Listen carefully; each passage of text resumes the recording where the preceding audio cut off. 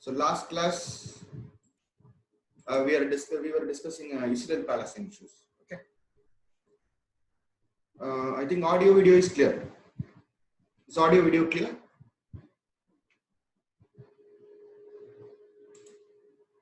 Okay. Okay. Thank you. Okay. See, this Israel became a separate country, or a first time for in the history of the Jewish people. They are having their own country called Israel. That too, this was happened after the Second World War. Okay, because during the Second World War period, or after First World War and mid Second World War period, the entire British Palestine period area, that means Palestine area, were under the control of the British people. So during this time only, the Jewish people in Europe, they were killed. So with the help of the British people, the Jewish people, they came and settled here in Israel, because this is their ancestors' home. Ancestors' home means this is the land which was promised by the God. But the Arab people who are already living there in the Palestine territory, they were against this. They did not. Audio is not clear. Okay. So the Arab people who are not the Arab people who are living in this Palestine territory did not like these Jewish people coming and settling back in Israel. So because of this, conflict broke out between the two parties, Jewish people and Arab community, and it led to frequent wars. In all the war, Israel won the war. That we know. Okay. So as of now, you have to know that earlier, when United Nations in 1947, when they announced the two-state solution, the Arab community did not accept Israel.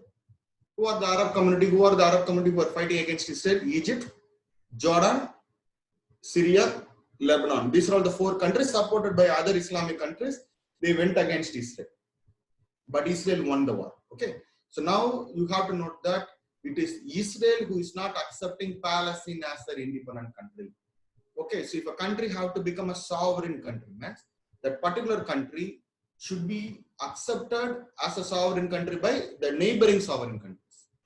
Okay. So only when Israel accepts Palestine as a sovereign independent country, then only Palestine will become a sovereign independent nation. So now Palestine is having a membership in UN, but not as a state member, but as a non-state member. So what is the difference between state and non-state? See, already in the first class earlier when we were discussing current affairs, we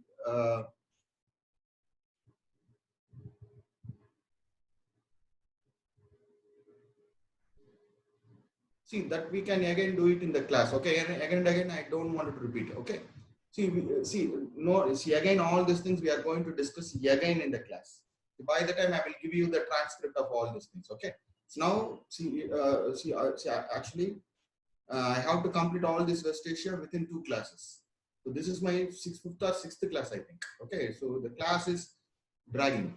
Okay, so let us complete it. See, I'm just helping you to help the newspaper as of now. So when you come to the regular class, when we have the regular class, by the time I will provide you the transcript of this class. So what I am discussing with you, those things will be written in that particular transcript. Okay. So until now, you just to follow the classes. Okay. So now you have to note that there are 2 Palestine are there in. See, my network is fine. Today my network is fine. Video is lagging. Can you all able to see the PPT?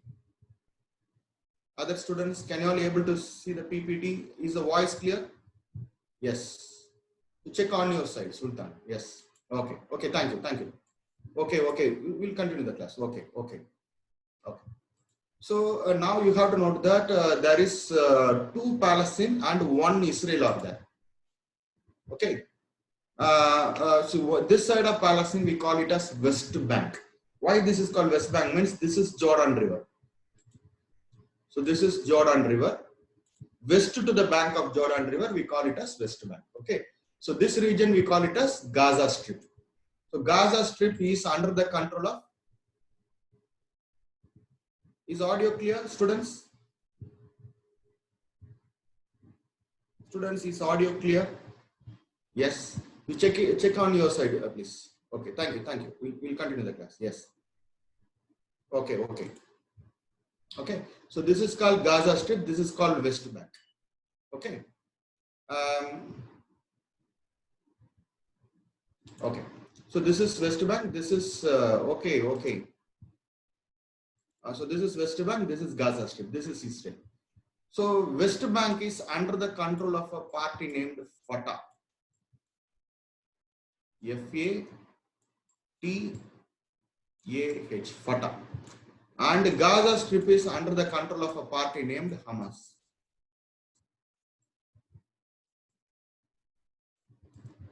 Okay. So both these parties are that means the parent party of both this party is Palestine Liberation Organization, which was actually founded by Yasser Arafat. Yasser Arafat is no more. So he became old and he died in early 2000. Okay. So after that, the PLO divided into various organizations, different organizations, and West Bank went under the control of Fatah, and Gaza Strip went under the control of Hamas. Okay, so you have to note that this Hamas is getting the support from Hezbollah. The Hezbollah group. Hezbollah is getting the support from Iran. Okay, so Hezbollah is a Shia-based organization. That means mostly in the Gaza Strip. You have to note that. 1 minute, I'll switch on that. Okay, so in the Gaza Strip, in the Hamas is getting the support from Hezbollah, which is a militant organization, and Hezbollah is getting the support from, because Hezbollah is a Shia-based organization, Hezbollah is getting the support from Iran. Okay, and Hezbollah is also supporting Syria, and they are also active in Lebanon. So above this Israel, we have Lebanon. Okay, so that means you have to note that now Israel is not accepting Palestine as an independent country, and the Fatah group is now ready to open peaceful negotiation. They want peace. Okay, so through negotiation, what they want is they want a settlement. But the Hamas is not ready for peaceful negotiation. They are always for armed conflict. With the help of Hezbollah, they are fighting against Israel. So they are taking arms against Israel. So that's why Israel has listed Hezbollah and Hamas both as a terrorist organization. That's why Israel doesn't like Iran, because Iran is supporting Hezbollah. That's the reason. Okay, and Israel said that if at all Israel is going to negotiate with West Bank, that means Palestine, it will open negotiation only with Fatah, the West Bank. Okay, so this is the present position. So Israel wanted to open negotiation with the West Bank, and Israel is fighting against Hamas. So this is the thing. Okay, so that's why Israel has put a siege over Gaza. Siege means surrounded by Israeli military. This territory is surrounded by Israeli military. That means nothing can enter into Gaza or go out of Gaza without the permission of Israel. So this is the present position. And recently in the news, see, although West Bank is up to this is the actual claim. This is Jerusalem city. So already we know that Jerusalem city is under the control of United Nations. Adjacent to the Jerusalem city, here in this territory, in Israel side, Israel is developing the new Jerusalem city. So that you have to note. Okay.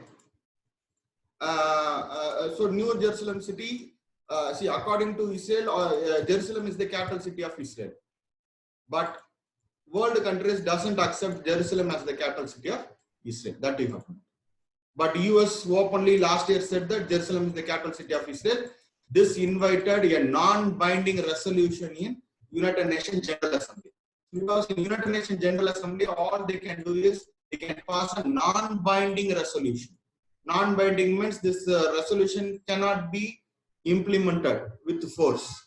Only the United Nations Security Council resolution alone is it is binding on all the people, whether UN member or non-UN member.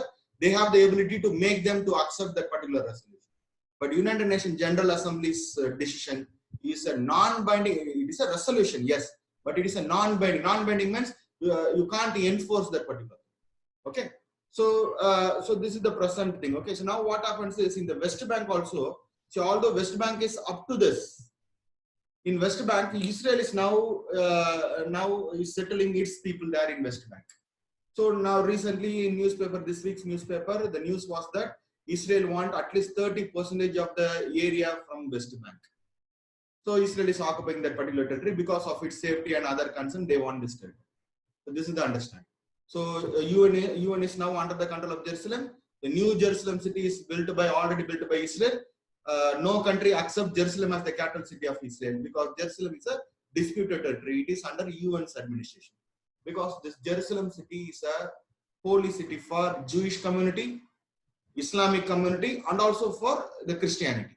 So that you have to know. Okay. So this is the present position in Israel-Palestine. So now in today's class, what we have to discuss is we have to discuss how India deals with Israel and Palestine. Okay. So just I'm not going to show you any slide. Just I'm going to just narrate. That's all. Okay. See, India consistently supports Palestine. Okay. So even you have to note that our Mahatma Gandhi, when he was alive, he gave his voice in favor of Palestine. And that too, you see, in 1947, when United Nations announced the two-state solution, by the time only 50 countries were members in United Nations. And one among that member is in India. Because all the 50 members are the victors of the Second World War. Okay, so they dominated everything. So that means literally United Nations by the time was led by British people only. So what happened is when United Nations announced two-state solution, India voted against the two-state solution. You know why India voted against two-state solution? India did not like Israel-Palestine divided into two countries. Why? Means because based on a religion, India thinks that a country should not be separated. A country should not be divided. Because in 1947, India was also divided based on religion into India and Pakistan, which led to a lot of riots. And today also we are facing this that same problem. So like that, India was not in favor of dividing a particular territory based on religious lines into Jewish territory and Arab territory. So that means India did not accept the two-state solution. And India was was the first non-Arab state to recognize Palestine. Arab countries immediately recognized Palestine, but India was the first non-Arab state to recognize Palestine. Okay, consistently till now, we support Palestinian people. From day one till today, India's consistent stand is we support Palestine cause. So now what that means you have to note that Indians, what we feel is we feel that the Palestinian people are in lines with Indians. Why? Means because we were under British rule, imperial rule. The British came to our territory and controlled our territory, and we were at the mercy of the British people. Like that, who brought this Israeli people into this Palestinian territory? It is British only. So India thought that Israel is an imperial country. That means a state which was established by the imperial British. So that's why how Indians were suffered under the hands of British. Like that, India feels that today Palestinian people are suffering in the hands of Israel. So this is our consistent stand. India support Palestine. India. So now you have to note that after 50 years, nearly 50 years, now Israel is not accepting Arab countries. That means this Palestine as a separate country. So in 1947-48, when State of Israel was founded, Arab countries did not recognize Israel. But now Israel is not recognizing Palestine. Okay, so now India wants Israel and Palestine to be two separate countries. Now India supports two-state solution because depending upon the present-day context. But in 1947, India went against the two-state solution because a country should not be divided based on religious lines. But now India supports two-state solution. That is the only acceptable order now. Okay, so which may be helpful for both the community. India want Israel and Palestine both to be a independent country, sovereign country. So we support Palestine every way. Or I will tell you, whenever there is a resolution going on in United Nations, India always votes in favor of Palestine, supporting the Arab community. So Arab community support Palestine, so we support Arab community. We back Palestine. Okay. So for example, at some point of time when Israel was building a wall in West Bank, Israel, this territory, the boundary line, you have to note that world countries, they passed a resolution against Israel. India supported the resolution in favor of Palestine against Israel. That you have to know. I will tell you one more incident. When India was a non-permanent member, in United Nations Security Council during 2010-11. That means 10 years before. Now, next year we are going to become a non-permanent member in UNSC. When India was a permanent member, non-permanent member in 2010 and 11, India co-sponsored a resolution along with Jordan. Okay, so along with Jordan, we co-sponsored a resolution. Okay, co-sponsored means we only brought the resolution to make Palestine as a non-state member in UN. So this is one step very close to recognizing Palestine as a separate country. So now Palestine is having a representation in United Nations as a non-state member. See, if you wanted the Palestine to be a state, means it should have a population. So they have a population. They should have a territory. So they have a territory. They should have a government. They have a government. West Bank government, Fatah government is there, and they should be sovereign. That is the fourth condition. Now, Palestine is not a sovereign country because Israel have to recognize Palestine as a separate country. When Israel accepts Palestine as a separate country, then Palestine will become a full state member like India, Pakistan, US, Russia in United Nations. So India only brought that resolution. We only sponsored that resolution to make Palestine as a non-state member in UN. So by seeing all these things, we can say that India consistently supports Palestine cause. And note that India annually is contributing that means $1 million for Palestinians relief work. Every year we are giving $1 million for Palestinian. That means we are trying to make the Palestinian government a strong government. So this is the understanding. Not only that, India have built schools there, library, hospitals, student activity centers in the state of Ramallah. So Ramallah is the capital city of West Bank. This is Ramallah city. In the city of Ramallah, India have built schools, hospitals, library, etc. And not only that, with the South-South Cooperation Forum called IBSA, India, Brazil, South Africa, IBSA. Along with IBSA, we have contributed a sports complex in Ramallah city. Sports complex means sports stadium. So India is doing constructive work in Palestine. Okay, and not only that, India is also having a representation office in Ramallah. See, when Palestine becomes a full state member, then this representation office will become the representative office. The representative office will become a full-term embassy. Okay, so India is always backing Palestine. So this is our stand. Now also India is backing Palestine. Okay, so by that means India always backs Arab stand.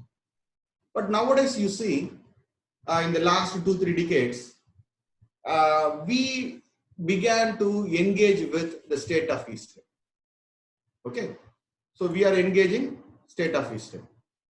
Okay, so Israel today is a very important country for India. India have open relationship with Israel. That means traditionally since 1947 we are supporting Palestine. Then why India is now moving towards Israel or opening relationship with Israel, that we have to find it. Why means because India feels that India's pro-Arab stand towards Palestine issue in Israel-Palestine conflict. So we are supporting pro-Arab stand, that we are having a pro-Arab stand. We are supporting the Arab people. Okay, so India's pro-Arab stand is not properly rewarded.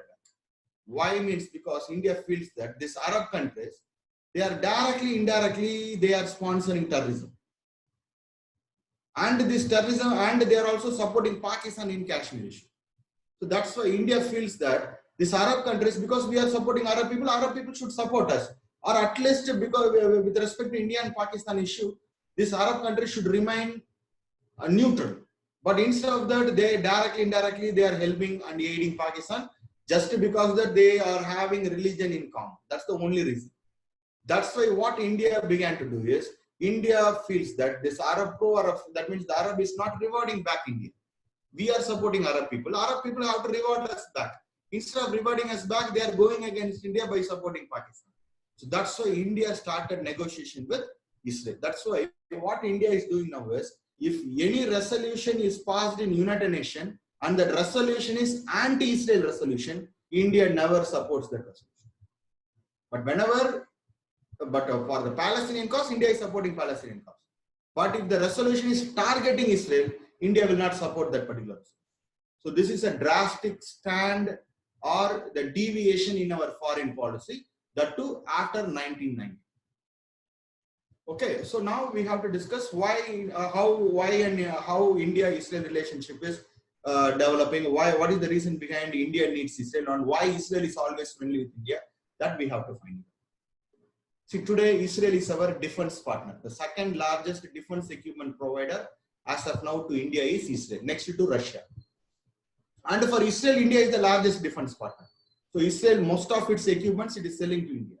And note that whenever India was under trouble, Israel unilaterally comes to our rescue. Whether it is 1962 war against China, whether it is 1965 war, 1971 war, Kargil war, whenever India is under trouble, without asking help, Israel comes to our rescue. That means this shows that Israel wants close relationship with India. So we have to find it out. Why Israel wants close relationship with India? And India is also now open relationship with Israel. See, actually, India accepted Israel as a separate country in 1950 itself, 1950 itself.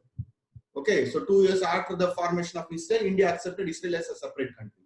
But note that India did not have diplomatic relationship with Israel till 1992.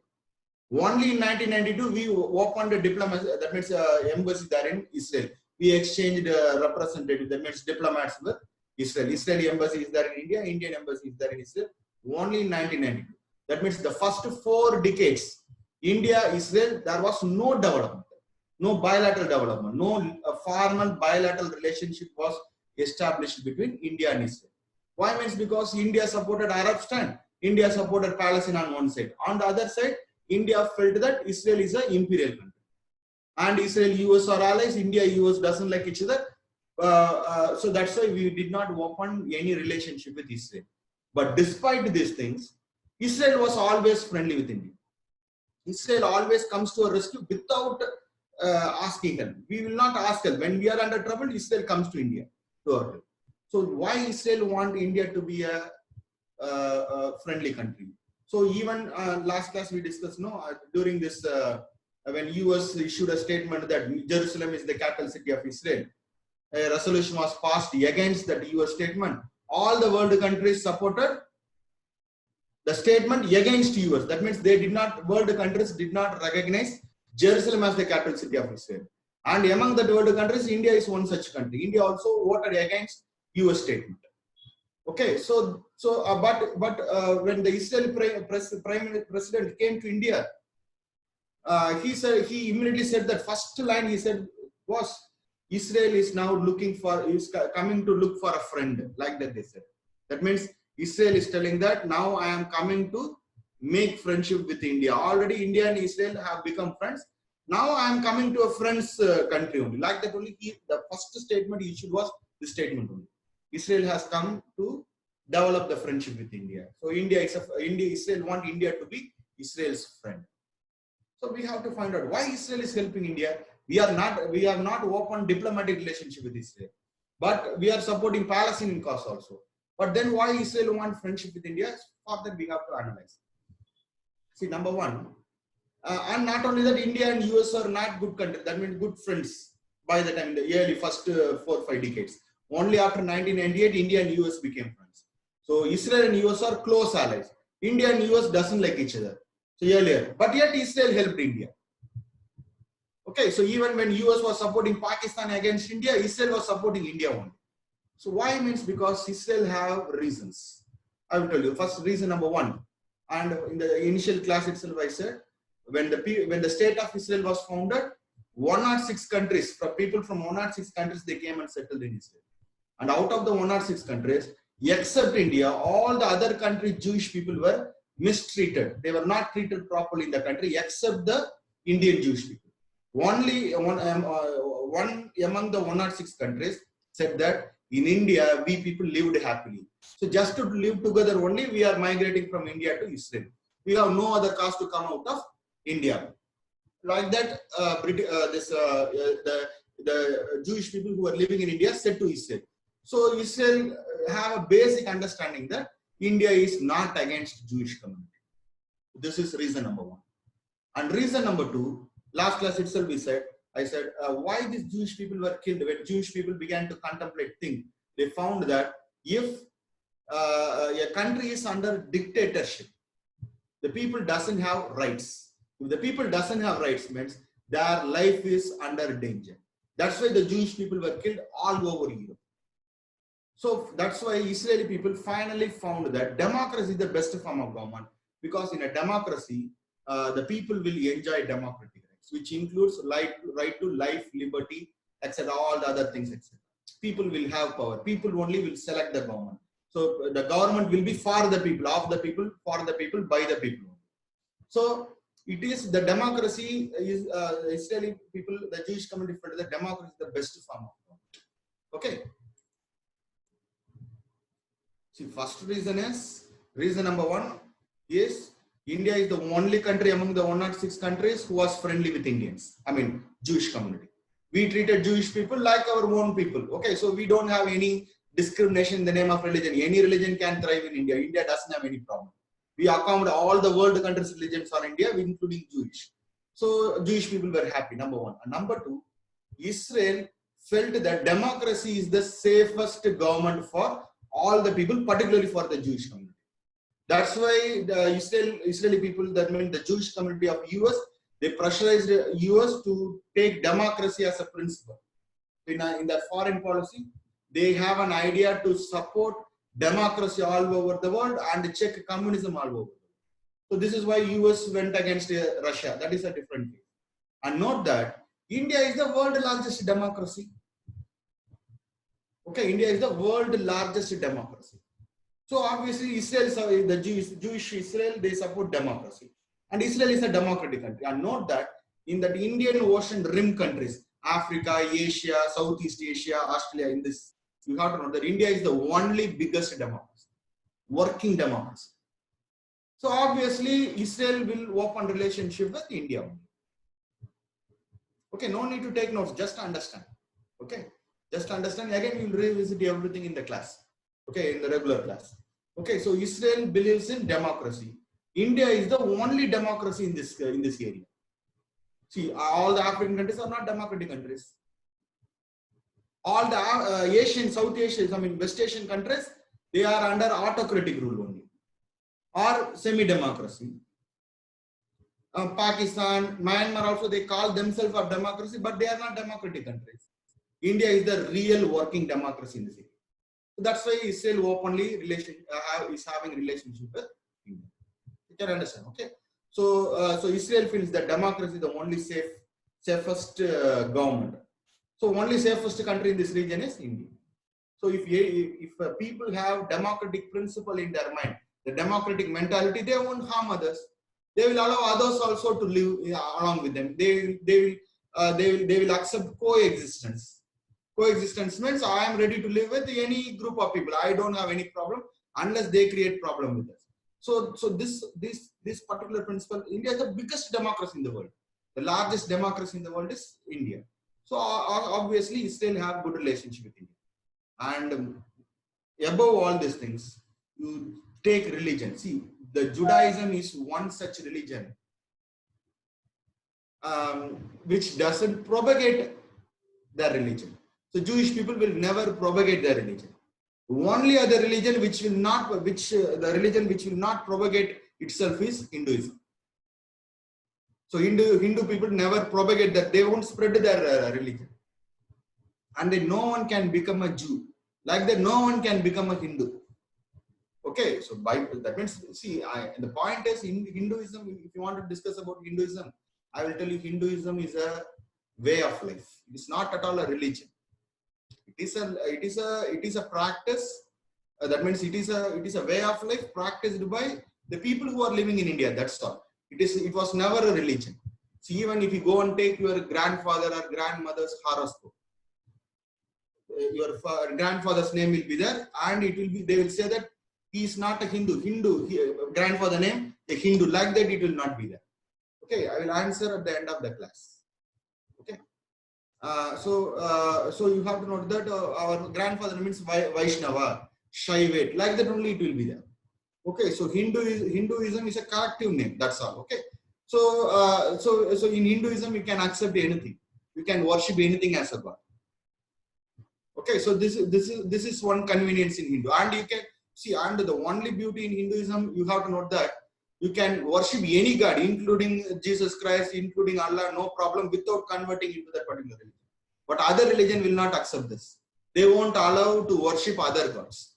For Hindus means the people of India, everything is a god. God is, even they will say that God is inside us. I am a god. Like that also they will say. Dvaitam, Advaitam. So those Indian philosophies are like that. Okay. So we won't propagate religion. Israeli people also will never propagate religion.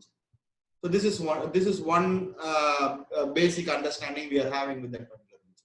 And the Jewish people and the Indian people were never went against each other. So this is another reason. And see, when India was divided into two countries, into India and Pakistan, there was one India, two Pakistan on either side of India. Similarly, when Israel-Palestine was divided, there were one Israel and two Palestine on either side of Israel. And all the countries around Israel are all enemies of Israel. Like that, all the countries around India are enemies of India. Israel is affected by terrorism. India is affected by terrorism. See, all these things make India and Israel common. That's why Israel want a good relationship with India. So this is why we have good relationship. And Israel is our number 2 defense partner of India, next to Russia. Russia is the largest defense partner. The second biggest defense partner is Israel. And Israel is giving us, when India was in war, Israel gave us equipment, defense equipment. Even when Israel and India did not have diplomatic relations, they have given us the Barak missiles. Now also, today also, because now it is likely that we have a problem with China, like that situation is there, no? So now also Israel is giving us all the defense equipment. Russia is also giving, Israel is also giving. Okay. See, India is supporting Israel. Who said India is not supporting Israel? India is supporting Palestine. We are regarding Israel-Palestine issue. All the world countries support Palestine, including India. But we are now friendly with Israel. See, our Prime Minister went there, no? Particularly this present BJP government. They are mesmerized with the Israeli model of religion-based strong state. In the name of religion, Israel is having a strong state. Like that, they also want to make India as a strong state based on religion. Present government is so friendly with Israel. We are a close ally of Israel. And even when we support Palestine, Israel accepted our position. Why? Means because we have to support Arab stand. Otherwise, we will get a problem from Arab community. Israel accepts this. So Israel doesn't care that India is supporting Palestine. Israel knows how to handle its own issue. Israel doesn't need India's support regarding Palestine to sort out its problem with Palestine. Israel doesn't want anybody's support. But Israel, if at all Israel want any friend, means Israel is seeking India as a friend. That's okay. So India is supporting Palestine, and India is also maintaining good relationship with Israel. See, only we recognized Israel as a separate country in 1950, but open relationship in only in 1992. Why? Means because of various issues. Why? Means because number one, India felt that Israel is an imperial country. This is number one. And number two, in India, we have 13% of the community in India or Islamic community. Obviously, they will support Palestine. They won't support Israel. So public opinion is in favor of Palestine. And not only that, the public opinion will be converted into votes during the election. So that's why Indian government, Indian political parties always, in order to appease the Islamic community, they will take a pro-Palestine stand only. This is reason number 2. Okay, so so this is the, and not only that, India's foreign policy is based on Panchashil policy, that is peaceful coexistence policy. Israel is using an aggressive policy. India wants all the problems to be sorted out by negotiation. Through negotiation, we have to settle the issue. This is what India wants. But Israel never believes in negotiation. Israel believes in its own might. Because Israel is very skeptical over all the Arab countries, that these Arab countries will never rest until they completely wipe off Israel from them. Even Israel is ready to have open negotiation with the Palestine and settle for a two-state solution. The Arab countries will not stop bothering Israel. Will not stop bothering Israel. That means Arab countries will continue to use terrorism against Israel. So this is the reason why Israel is not in favor of talks. Instead, it is in favor of strong state concept. Okay, using my military, I will safeguard myself. This is Israel's stand. And moreover, last class itself we discussed that Israel is getting the full support from US. Okay, and now we can find out what are the common things with Israel. So one, we are a defense partner with Israel. Israel is providing us everything. And even you see, the Israeli satellite called TEXAR, TECSAR, capital TECSAR, that is in capital. Only E is small. T, capital T, small e, small c, then capital SAR, TEXAR. It is a spy satellite. The TEXAR satellite was sent by ISRO. It is an Israeli satellite sent by ISRO. So in ISRO we have an commercial arm of ISRO that is called Antariksh. So Antariksh only sent that. Antariksh is the commercial program which is being established by ISRO to send a foreign satellite. Just for money, we will get money and then we will send a foreign country satellite. So we only sent that satellite. That TEXAR satellite is used to spy on Iran. So Iran was developing nuclear weapon. To spy that, Israel wanted to send that satellite just to spy on Iran. And that satellite was sent by India. Not only that, so it is a surveillance satellite. And note that in lines with the TEXAR satellite, India have already sent RISAT, or capital R I SAT capital.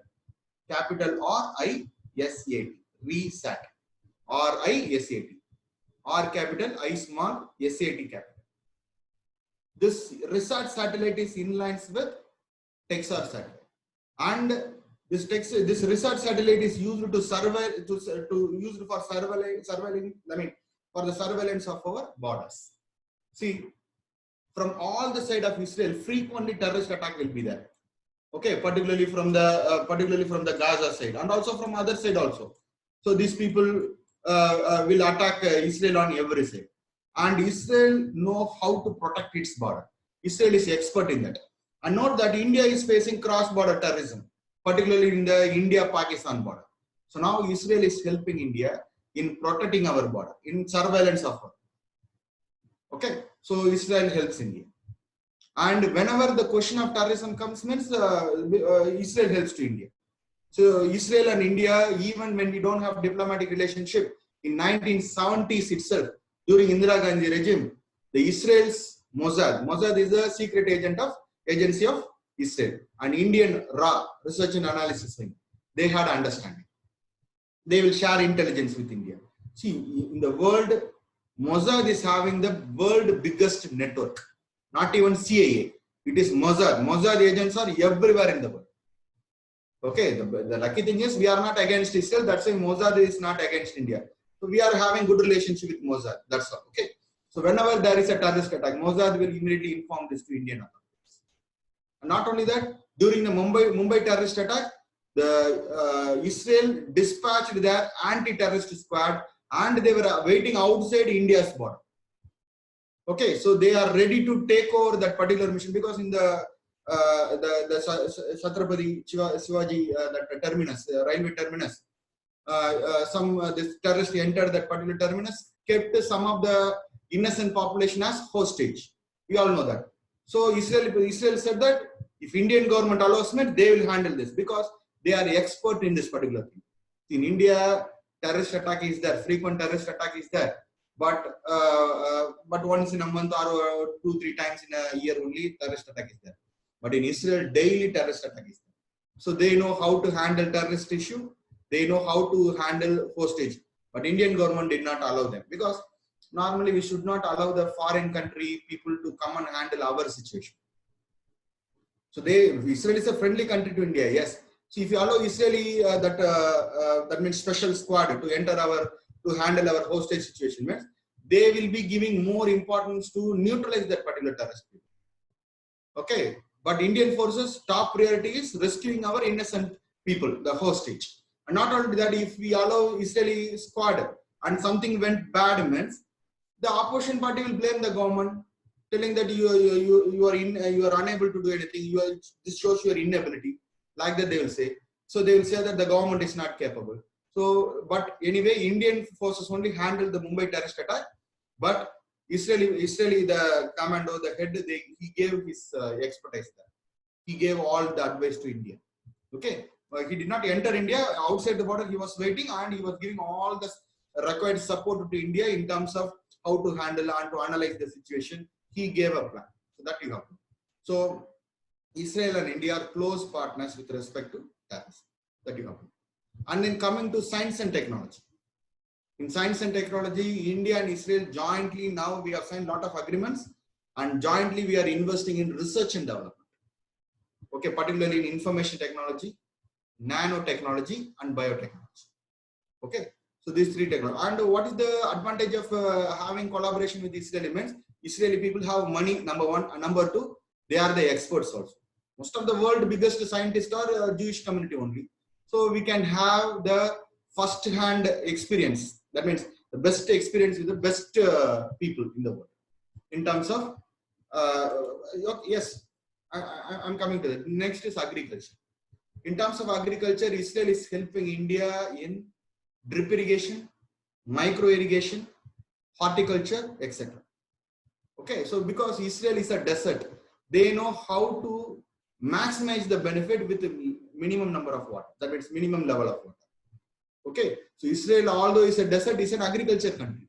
So like that, India is facing, see, India, some area, abundant water is there. You take, for example, Kerala side is full of water. The Tamil Nadu side, this side of the Western Ghats, it is a desert. Okay, so like that. Okay, so and even Israeli people said that, Israeli, some agencies said that they are ready to solve the Karnataka, Tamil Nadu, Kaveri water. But Indian government is not showing interest. Because if you allow the Israeli people, this is a peaceful one, okay? A peaceful initiative, okay? So no military interest, no other big long-term interest for Israel. Just to maintain friendship, to develop the friendship, Israel is ready to lend this help. If we allow the Israeli people, means Israeli people will help both the states, Karnataka and Tamil Nadu, how to preserve the water, how to conserve the water, how to efficiently use the water and maximize the benefit. Israel will help. So Israel is helping India in water-based things. Okay, and apart from this, Israeli people, lot of Israeli people are coming to tour to India, and Indian people are going to Israel for tourism. That you have to. And there is a free trade agreement negotiation going on between India and Israel. Okay, approximately the total trade between the two countries $8 billion. Okay, for a country like Israel, this is a big one only. Israel is a small country.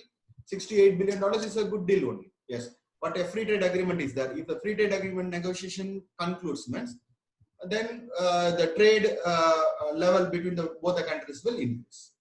So by seeing this, Israel and India are showing maturity in their political relationship, and in other strategic relationship, we are very close with Israel.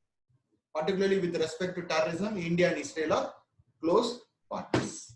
Okay. So our position is India on one side is supporting Israel, on the other side India is supporting, India is having close relationship with Israel. So Israel's satellite is called TECSAR, T-E-C-S-A-R, TECSAR satellite, and India's satellite is RISAT. Okay. So now what India wants? So what India wants is India want Israel not to use state violence against the Palestinian people to settle the problem. Because India believes in Panchashil, Israel believes in arms. So India doesn't want Israel going using violence against the Palestinians to settle the issue. Number two, India also wants Palestine to renounce terrorism against Israel. The Palestinian people are using terrorism against Israel, no? So that India cannot approve it. See, whenever India was under war, Israel supports India, very simple. Particularly with respect to Pakistan. With respect to Pakistan, India supports, Israel supports India. Pakistan-based terrorism, Israel is against the terrorism. That's why, very simple. Even against China, Israel supported India. So India supports all India's research satellite is a surveillance satellite. Okay, so to monitor our borders, we are using research satellite. Okay, so so we support Palestine. So we want Israel to renounce state violence against Palestine, and we want Palestine to renounce terrorism against Israel. And today India supports two-state solution. Two-state solution. So that you have to know. And next thing is what India wants is India want a UN resolution. And based on the UN resolution, two states should be created. One is Israel, another one is Palestine. The Palestine should be a sovereign, independent country, and Palestine state should be should coexist along with Israel. So this is India's present state. Okay, and the other important thing, other biggest utility means usefulness of Israel is through Israel we can easily connect US. So why Trump is very close with India? Because of Israel. Trump is issuing statement against all the leaders of the world except India. So yesterday also when India greeted US on its Independence Day, July 4th is the Independence Day of Israel. I mean US. Trump immediately said that US will always remember India. India is a close friend of US. Like that he said a statement. Even the opposition, see, Trump is going to be the candidate for Republican side, Republican Party. The opposition side for the Democratic Party, Joe Biden is there. Even Joe Biden in the campaign, he said that if he becomes the president of US, having a relationship with India, maintaining the relationship with India and strengthening the relationship with India will be his top priority. Why US have close relationship with India? Because we are connecting US through Israel window. So this is the window. Through this only we can connect. So through this only we can connect US. Okay. So if India needs US support, means through Israel we can convince US. Even with or without the support of US, India can manage war with the support of Israel. But in economic area, IT, etc., we need US. So US is now having close relationship with India.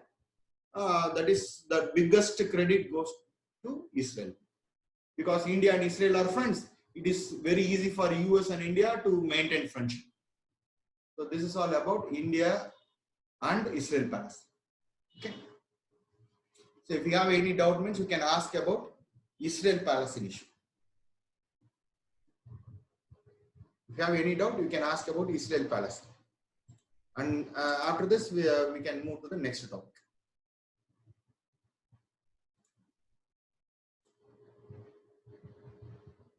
So only quick doubts. Okay. Yes. Yes, Vima. Yes, sir. Am I audible, sir? Yes. Yes, sir. My doubt is that why the British government, while ruling the Palestine, made the Jews accumulate there, and is there any specialty over that place to make them accumulate? See, Jewish people only control money all over the world. So in that circumstances, in Britain also, Jewish people community are there now. The wealthy people, they will pressurize British government. Very simple. And okay.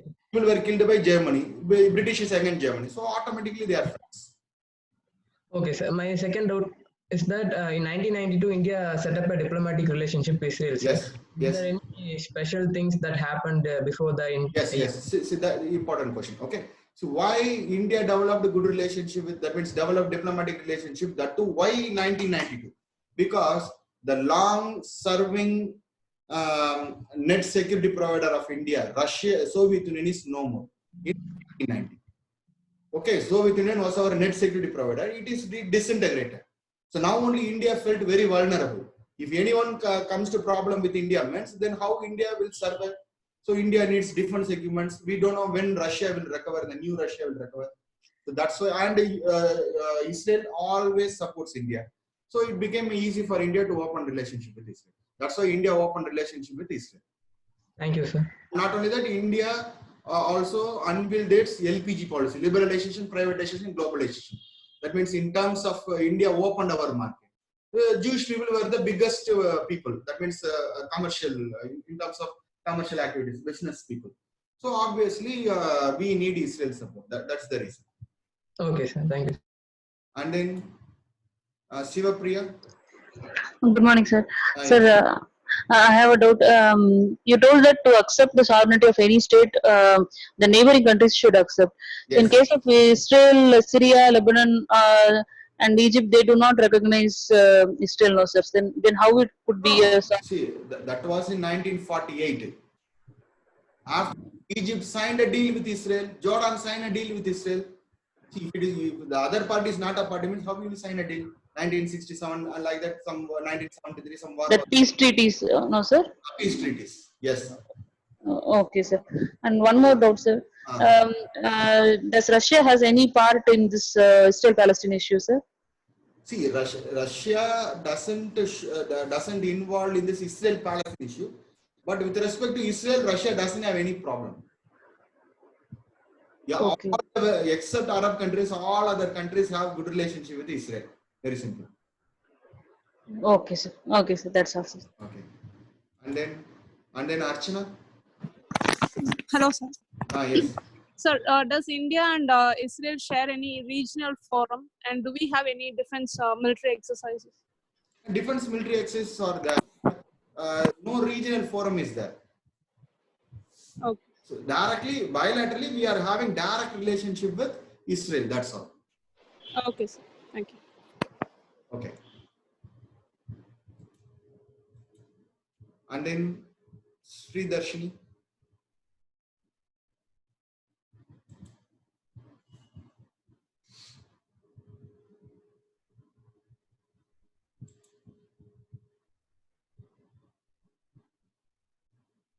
Okay, Akash.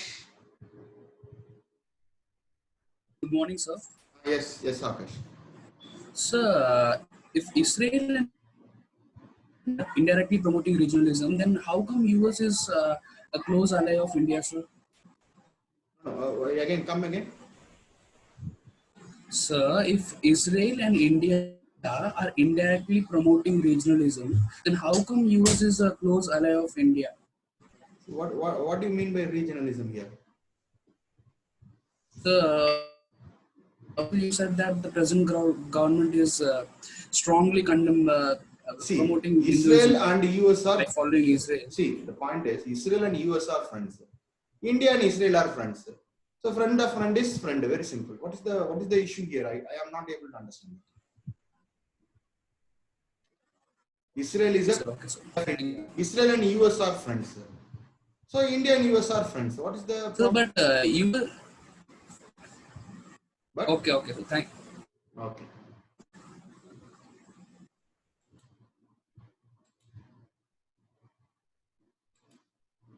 Sri Darshini. Good afternoon, sir. Yes. Sir, I have a doubt regarding whether India has any bases near Israel, like we saw in case of... Base. No, we don't have any base in Israel.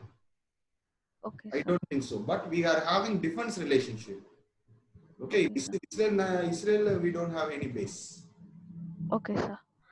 Sir, the last one thing you said points regarding Panchashil, no, sir. What I just can't get those points. See, what is Panchashil? Peaceful coexisting. You should also live, I should also live. Peacefully, both should live. That's our understanding. But Israel says that I will eliminate you using my military.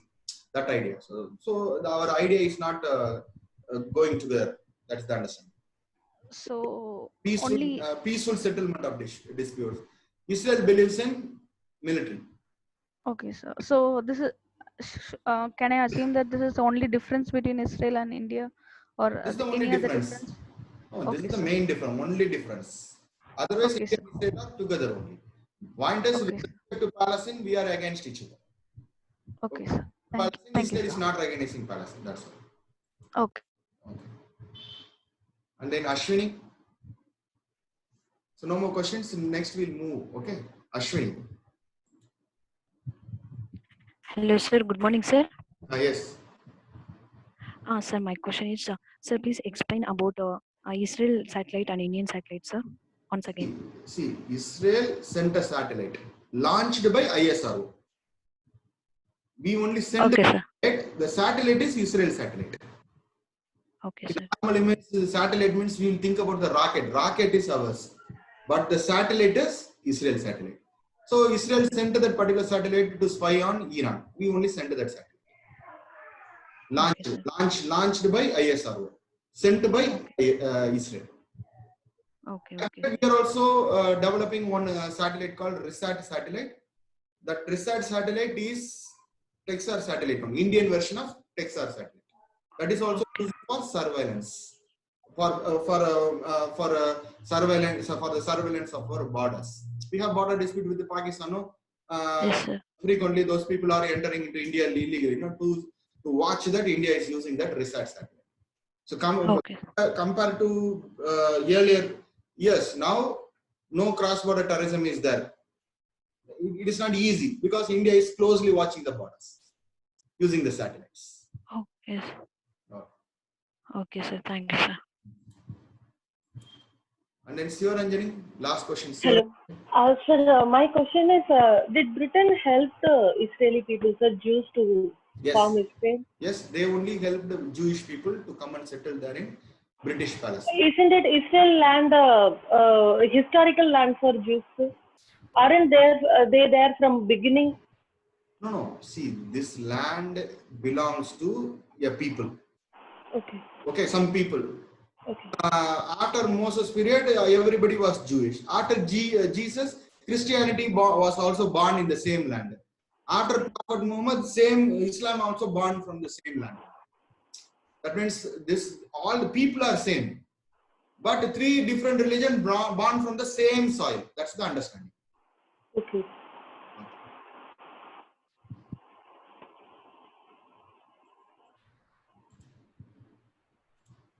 Okay, so 1 minute. I will answer some of the questions. What is Russia's stand? Use of RISAT, I said. RISAT is a surveillance satellite. Russia is friendly with Israel. Okay. And then what are the areas India and Israel work together in? Science and technology, nanotechnology, biotechnology, information technology. Okay, and also in agriculture. So what are the points you said about that I have answered? Okay. Sir, what is the use of non-binding UNGA resolution? See, at least world people are telling their opinion. No? See, UNGA is the world parliament. That is the understanding. All the world members have representation in UNGA, General Assembly, United Nations General Assembly. So they are passing a resolution. This reflects the world's opinion. Okay, public opinion is important, no? Whenever a policy is being taken. So it will put a pressure on Israel. But it is non-binding. Non-binding means the UNGA cannot take action. But if it is passed in the United Nations Security Council, action may have been taken. And then what's China's stand with Israel? See, Israel against China, Israel supported India. But today, Israel have open relationship with China, yes. But if it is a case between India and China, Israel will support India only. Why? Israel is support democracy. China is an anti-democratic country. Very simple. In future, Israel can capture the West Bank or not. See, they are not going to capture the entire West Bank. Israel now thinks that 30% of the land which belongs to West Bank is strategic for Israel. That's why they are trying to take that particular land. That issue is going. Okay, so West Bank belongs to Palestine area. What is China's stand on Israel-Palestine? China supports Palestine. Very simple. If the resolution is non-binding in UNGA, why a resolution should be taken? See, people have to say their opinion, no? Because somebody is doing one wrong. I am not going to punish him. That doesn't mean that I should keep quiet. If I am keeping quiet means I am approving that. So I am giving my opinion. See, whether I can take action or not, that is secondary. But I am giving my opinion. If I give my opinion means this shows that I am against what you are doing. Why Jerusalem is not considered the capital of Israel? Because Jerusalem is claimed by both the Jewish community, Islam, and also Christians. So that's why it is under United Nations thing. It is the bone of contention. Is there a barrier wall between Israel and Palestine? Still, yes. A big wall is there. You can browse in the net. Okay. If India and Israel are together to spy, no, India and Israel are not together to spy Iran. Israel is spying on Iran. Okay, so India launched the website for money. Okay, so we gave our rocket only. Saudi and Israel doesn't like each other, but against Iran they are together. Saudi and Israel are together against Iran. That you have to know. And then Israel doesn't like authoritarian rule. Then how Israel maintain good relations? See, in Russia is a democratic country only. Through election only, Russian leader is being selected. What's the problem in that? Putin, through fair election only, he became the leader. But other countries doesn't like Putin. Okay, that's the reason. What is the issue in Golan? See, Golanite is here. Golanite belongs to Syria. Israel occupied it because this is a strategic question in agriculture region. That's why Israel occupied this region. Because since in the Arab War, the Syria went against Israel. That's why Israel occupied the Golan Heights. How come Israel friend with Russia? Because Russia is not a communist country. Who said Russia is a communist country? The communist Soviet Union is no more. Research and development means for scientific explorations. Okay, so research, laboratory exploration in nanotechnology, biotechnology, and also information technology. India and Israel jointly we are investing, and we are going to involve in research and development in this in science and technology. How can Israel incline towards democracy when currently religion and democracy? What is the problem? Even in Iran is a democratic country. It is a religion-based country. Okay, so there is no link between religion and democracy. Okay, any democracy means it is the rule of the people. The government is formed by the people means it is called democracy. That's what is the difference between Central Asia and Middle East? Both are Central Asia is the former Soviet Union Republic, the countries in and around the Caspian Sea. Middle East means West Asia, Saudi, Iran, Israel, this territory.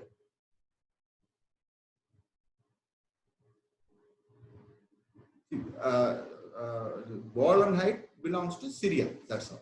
Okay, but Israel has occupied that Golan Heights. It is a disputed territory. What could be India's stand if Israel annexed the regions of West Bank? India will not support it. India is a supporter of Palestine, and the West Bank only they are ready for peaceful negotiation. So world countries will be against Israel's action. India will support. India will be along with the world countries. Name some religion centers in Jerusalem. Jerusalem itself is a religion center. That's all. Jerusalem is a city. Okay, in Jerusalem is the birthplace of.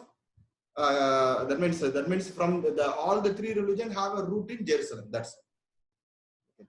So I answered all the questions. So now we will move to next topic. Okay. So before that we'll have a 2-3 minutes break, and after that we'll continue. Okay. After that we'll start with China.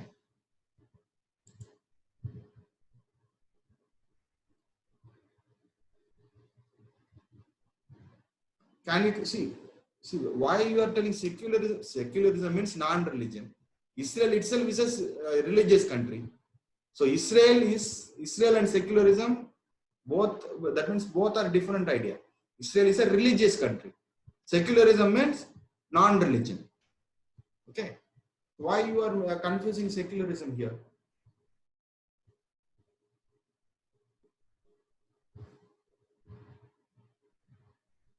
See, already we know that, see this map, this green patch, you have to note that it is West Bank.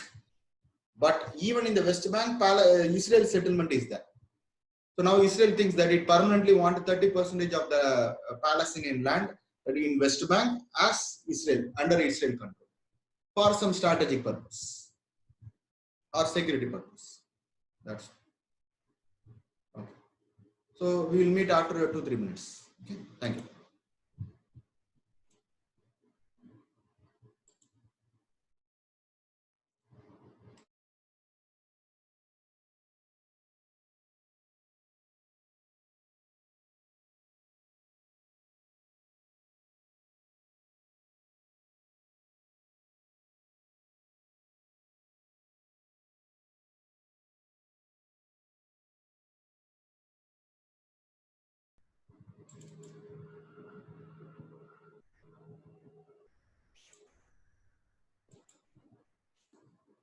So is the PPT visible?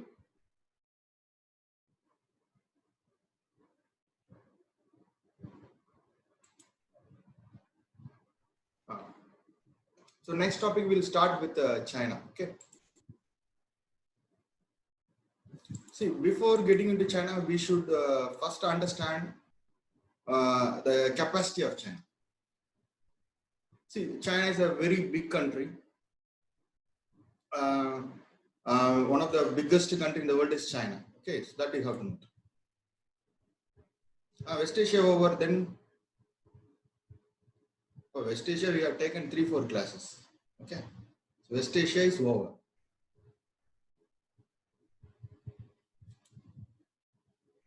See, there are 194 countries are there. We can't discuss each and every country. So which and all are important for India, only those countries only I will discuss. Okay, not all the countries. Fine details and all you have to look, because I have only around 10 classes. Already 5 classes have gone, we have completed only one topic. Okay, anyway, China is a very big country. And note that in terms of population also, China is one of the biggest country. I mean, largest populated country, biggest country in the world. Okay, but although China is the most populated region, the entire population of China is residing only in this side of China. That is what we call it as the Pacific part of China, or we can say like this. And note that this region is one of the densely populated region, heavily populated, or this is called monsoon China region. And like India, China is also a monsoon country, the heavily populated region, and highly developed regions of China also this area only. The inner part of China is not developed. The northern side you have this Gobi Desert. This side Gobi Desert is there, Taklamakan Desert is there, Tibetan Plateau is there. These regions, you have to note that these regions are underdeveloped region, or we can say like this. If you move from east to west in China, China is underdeveloped and underpopulated. That you have to know. No population is there, big population is there inside China. No big development is there inside China. So that also you should know. That means the entire population and development is only in this territory. That you have to know. Okay, and then and note that the inner part of the territory, most of the area are desertic territory or Tibetan Plateau. So Plateau region, the Tibetan Plateau, we all know that that is the roof of the world. So that means you have to note that it is in high altitude region. So cold region, dense population is not there. That you have to know. And note that China is very rich in natural resources. Water is available, and this region you have to note that iron ores are available.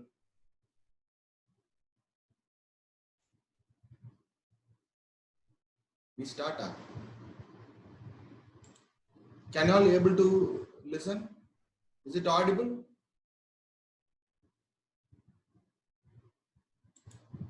It's audible. Yes. Okay. So this region you have to note that we have this iron ore region. Okay, this is called Manchurian region. Manchurian region is very rich in iron ore. All the heavy industries of China are located in this territory. And this region you have iron, coal is also available. Okay, and China is #1 in rare earth minerals. That also you should know. Rare earth minerals are important minerals which are used for for electronics, for motherboard chips and all. We need this rare earth minerals. Okay, and China is also having world largest skilled population also. That's why they are #1 in this electronics items. Okay, motherboard, chips, etc. Everything China is #1. One because they have rare earth minerals. They have skilled population. In China, electronics industry is a cottage industry. Like that is there.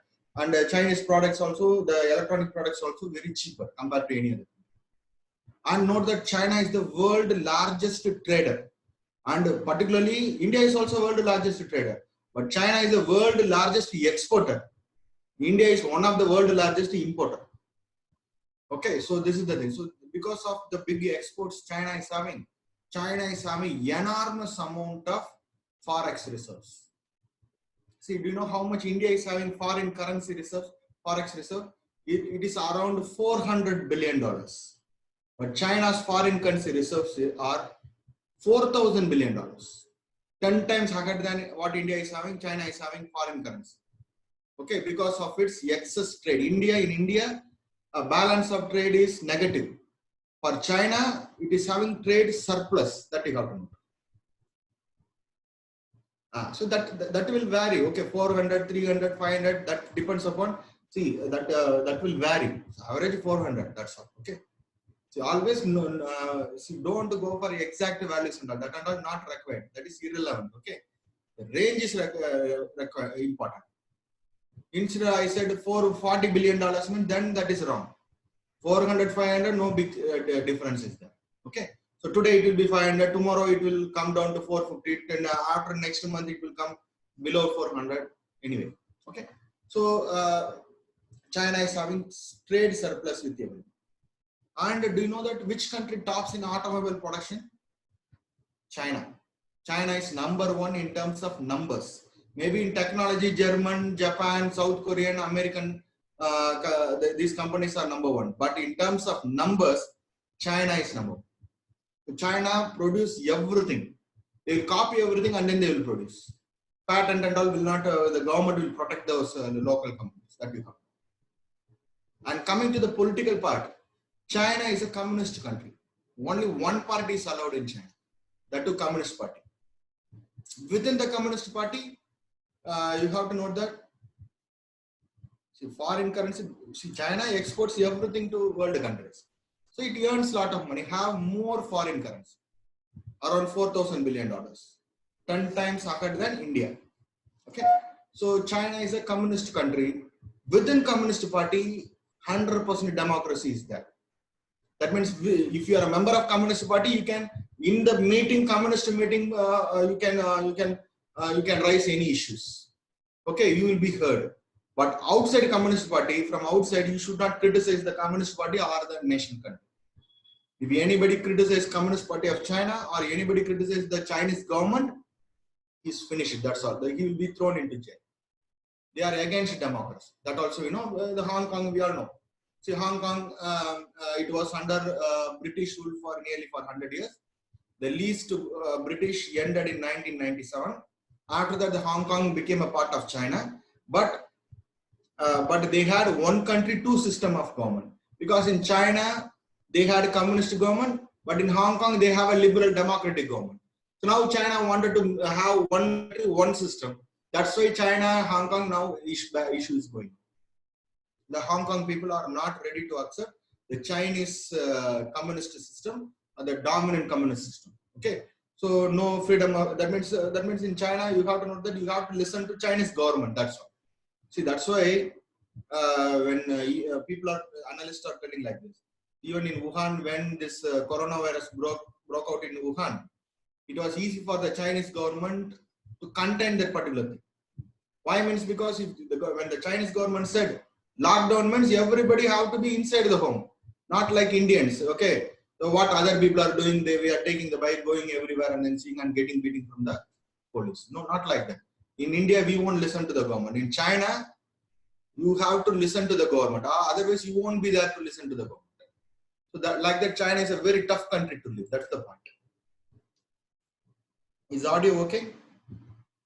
Other students? Is audio okay? Audio, video okay? Yes. Jyoti, from your side, you just use earphone or increase your volume. Okay. So China is a very tough country to live. And then you have to note that China have a parliament. Elected parliament is there, but the elected parliament of China is a dummy parliament. Why means because the Communist Party of China only decides everything. And note that the Secretary General of Communist Party of China is the ultimate leader in China. Xi Jinping is the present president of China and the Secretary General of Communist Party of China. So he is the ultimate leader there in China. That you have to know. That means the point is China is a very strong country, but lot of internal fractures are there within China. But fractures will not come. That means people will not know what is happening actually in China. Even you see how many people got affected because of coronavirus. That also we don't know. How many people killed in the India-China, the border skirmish? That also we don't know. Okay, so it is in China. You have to note that Chinese people will vote. In China, they have a 2-level government. Local level government directly elected by the people. National government, national parliament indirectly elected. Okay, but the parliament is a dummy parliament. Already I said, Communist Party only decide everything. So China is not a democratic country. It is the second party is not allowed. Only one party is allowed. No opposition party. No one can oppose Communist Party. Within Communist Party, you can oppose the leaders. But outside Communist Party, you can't question the Communist Party. So like that, the Chinese government is. So China, although looks very strong from outside, already I said, it is having a lot of internal fractures. Why fracture? Why means we don't know. They will. Who is the ultimate leader? Xi Jinping, the president of China. Okay, properly follow the class. China, in China, you have to note that what is happening inside China will not come outside. See, national parliament is there, indirectly elected parliament, but it is a dummy parliament because Communist Party only decides everything.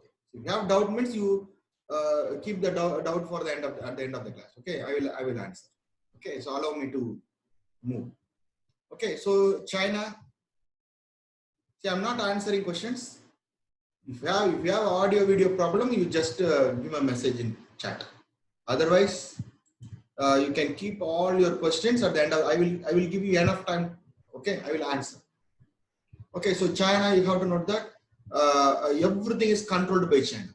In China, right to expression is not there. Fundamental rights are there in Chinese constitution, but no remedy is there for the fundamental right. If fundamental rights violated, in India we have a remedy, but in China we don't have a remedy. Okay, the thing is you have to just follow the government. Okay, so Chinese media are completely censored media. Okay, so other world country media cannot enter into China. And from China, that means in China, the print media and the digital media are controlled by the state only. So that's why what is happening in China, no one will know outside. If somebody is trying to do something against, pass information against the government, government's instruction, he is finished. That also you should know. Okay, so China, everything, government will provide you everything. Government will provide you all the facilities, but government will not give you freedom. Okay, so it is a heaven minus freedom. This is China. Okay, so and note that, see, like take India. India, coming to the foreign policy, I'm telling, India is not having good relationship with our neighbors, Pakistan, China, Nepal. The exception is Bhutan now. Bhutan and India are friendly countries. India, Myanmar, I'm not telling we are against each other, but Myanmar, we can't trust Myanmar. Bangladesh also like that. Sri Lanka also we can't trust. Maldives also like that. So India is having problem with all our neighbors. And note that China is having good relation with all our neighbors, except Bhutan. So Nepal, China close allies. Pakistan, China close allies. Burma, China also close allies. Sri Lanka, China close allies. Maldives, China also close allies. Okay, so they all listen to China. So this is the thing you have to know. Like that, similarly, the neighbors of China also doesn't like China. Neighbors of India doesn't like India. Like that, the neighbors of China doesn't like China, which includes Mongolia. North Korea is an exception. Okay, South Korea, Japan. See, Japan and China are arch enemies. They don't like each other. So 2 days before, Japan gave open statement in favor of India regarding this LAC problem. Okay, South Korea also doesn't like China. Taiwan also doesn't like China. Okay, because Taiwan, although China claims in its one China policy, Taiwan belongs to China, Taiwan has a separate administration. And then these Asian countries, they doesn't like China. Burma, China have understanding. Bhutan, China doesn't like each other. Like China is having border problem with India, China is also creating border problems with Bhutan. China and Pakistan are friends based on anti-Indian sentiment. China and the Central Asian countries, they doesn't like each other. Doesn't like each other means they are not enemies, but already we know in the new great game, China is trying to have a foothold in Central Asia. Okay, to take this oil. So this Central Asian countries doesn't like Chinese dominance in that country. And Russia, China doesn't like each other. But today they may seems to cooperate with each other. But in the long run, because why Russia and China are cooperating with each other? Because Russia and China are having common understanding against US, United States. That's why. Otherwise, you have to note that these two countries will not go together because two power centers. Russia is an aggressive country. China is also an aggressive country. Both powers cannot coexist. That you have to note that. Two powers cannot coexist. Two power centers cannot be there in one region. They will fight with each other. Okay. So this is, and note that with whichever country China doesn't enjoy good relation, they are all friends of India. So India, Japan, strategic partners. India, South Korea also we have close partnership. India, Taiwan, close partnership. India, Asian country, very close partnership. India, Bhutan, good relationship. And India, Central Asia also very good relation. India, Russia also good relation. India, Mongolia also is good. Okay, so that means the friends of China are enemies of India. The friends of India are enemies of China. That's so this you should know. Okay, so that means all these countries doesn't like China. And already I said China. See, if you call India as a subcontinent, people used to call India is a subcontinent. Combined South Asia is a subcontinent, a mini continent. If you can call India as a subcontinent, means China can be called as a mini world because China has everything it wants in China, including the biggest market. The Chinese market is the world's biggest market. For the Chinese producer, China market itself is a big one. That you have to. Okay, so China have everything it wants. Okay, one exception is there I will tell you. See, suppose why China is a rogue country, why it is not listening. Even China is rising border issues with Russia. It's to in some extent in this region. Some region here you have to know that China already have started out the border dispute with Russia. But with other countries, China is having border. With Vietnam, border issues. With India, border issue. Bhutan, border issue. Russia, border issue. Why this China is a rogue country means? Because, see, just this simple psychology. See, there is one particular human being is there. But a human being means they are social animal. They have to live friends. Okay, family, friends, society, community, etc. But suppose a particular why we are living within a family, why we are living within a community, why we are living along with our friends, neighbors, etc. Because we need each other. We can't go and survive alone in a forest. Okay, so we are not self-reliant. We need their help and they need my help. That's why I am together within a group, within a country, within a village, within a community, within a country like that. Okay. So suppose just imagine one particular person, he is having the capacity to fulfill himself. What all the things he wants, he can fulfill himself. He is self-reliant, self-sufficient. Then what kind of person he will be? He will be an adamant person. He will be a an egoistic person. He will not be a social. He will not be social with others. So the point is, he will not listen to anyone. He will not care about others. He will think only from his point of view. He won't listen. He won't be friendly with anyone. So this is for a human being, man. State is also an organic one. So yes, country, that means China is also like that. China is self-sufficient in everything. That's why China is rogue. Why India is not a rogue country? Because we are not self-sufficient in everything. We need oil, for that we have to go for West Asia. We need technology, we have to go for Western countries. So like that, we are dependent on others. That's why we are friendly, we are social. If you are not dependent on others, means the social nature of that person or for a country will not be there. That is the reason why China is a rogue country. It is not listening to them. Similar to Israel. Israel doesn't need anyone's help. That's why it is a rogue country. The only thing China doesn't have is oil and gas. Except for oil and gas, everything is available in China. That is the only exception. The exception I said no. Oil and gas is the only exception. China is a rapidly developing nation. A rapidly developing nation needs lot of energy. So oil and gas, China doesn't. The only thing China have to depend upon other country is for oil and gas. So this is a most important factor. Based on this idea only, China's foreign policy. So China is a very strong country, self-reliant country, except in oil and gas. In all other things, China can survive by itself. It is a mini world. This is what I meant. So for growing China have to ensure its oil supply.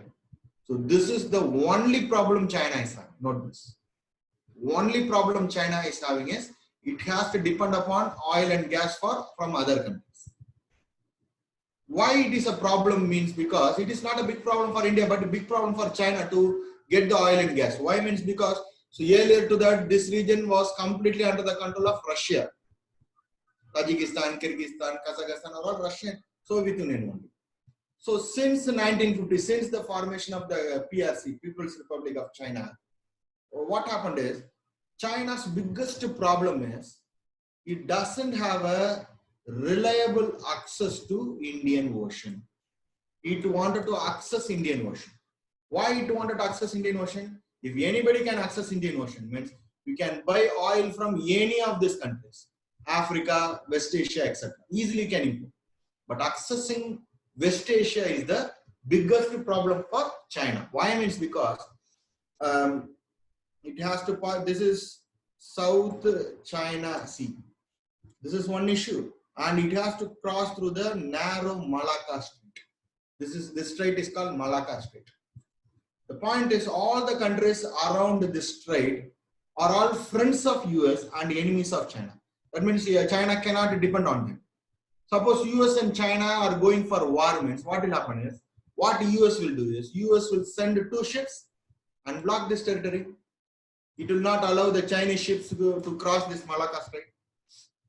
So if China have to go to West Asia, means it has to circle the, that means take a different route through Pacific Ocean. This side you have US. So China will be completely contained. That is the understanding. So China is afraid that China will be contained.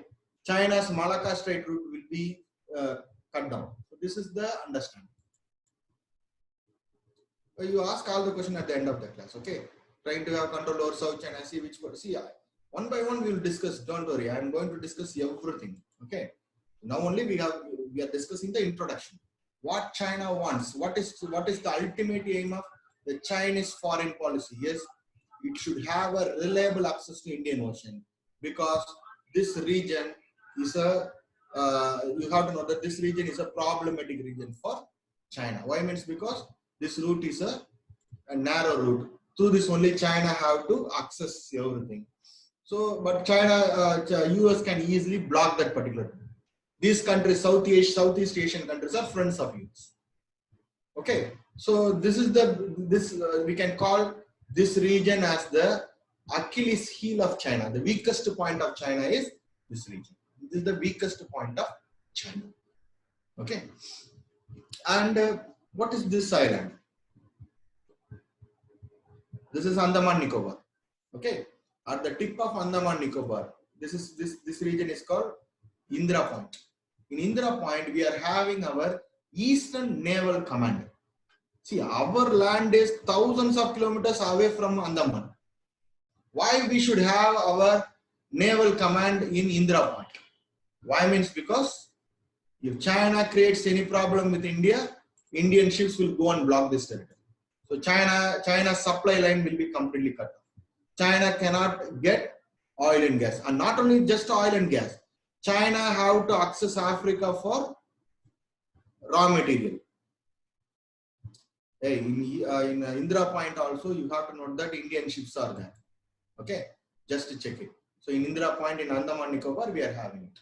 Okay, so why means because this is our intention. Okay, so through this, what we can do is we can block this particular territory. We will not allow this Chinese ship to pass this. So through this only China, this is the oil supply route of China, and also through this only China is taking raw material from Africa, and through this route only China is supplying all its goods to India, West Asia, Africa, Europe, etc. Okay, so this is an important trade route of China. Okay, so China desperately needs access to Indian Ocean. This is the biggest problem for China. That's why what China is doing is using its military might and also its economic might. It is trying to bring all these countries under its influence. Okay, so 1 minute, somebody is repeatedly calling. 1 minute, 1 minute. I will.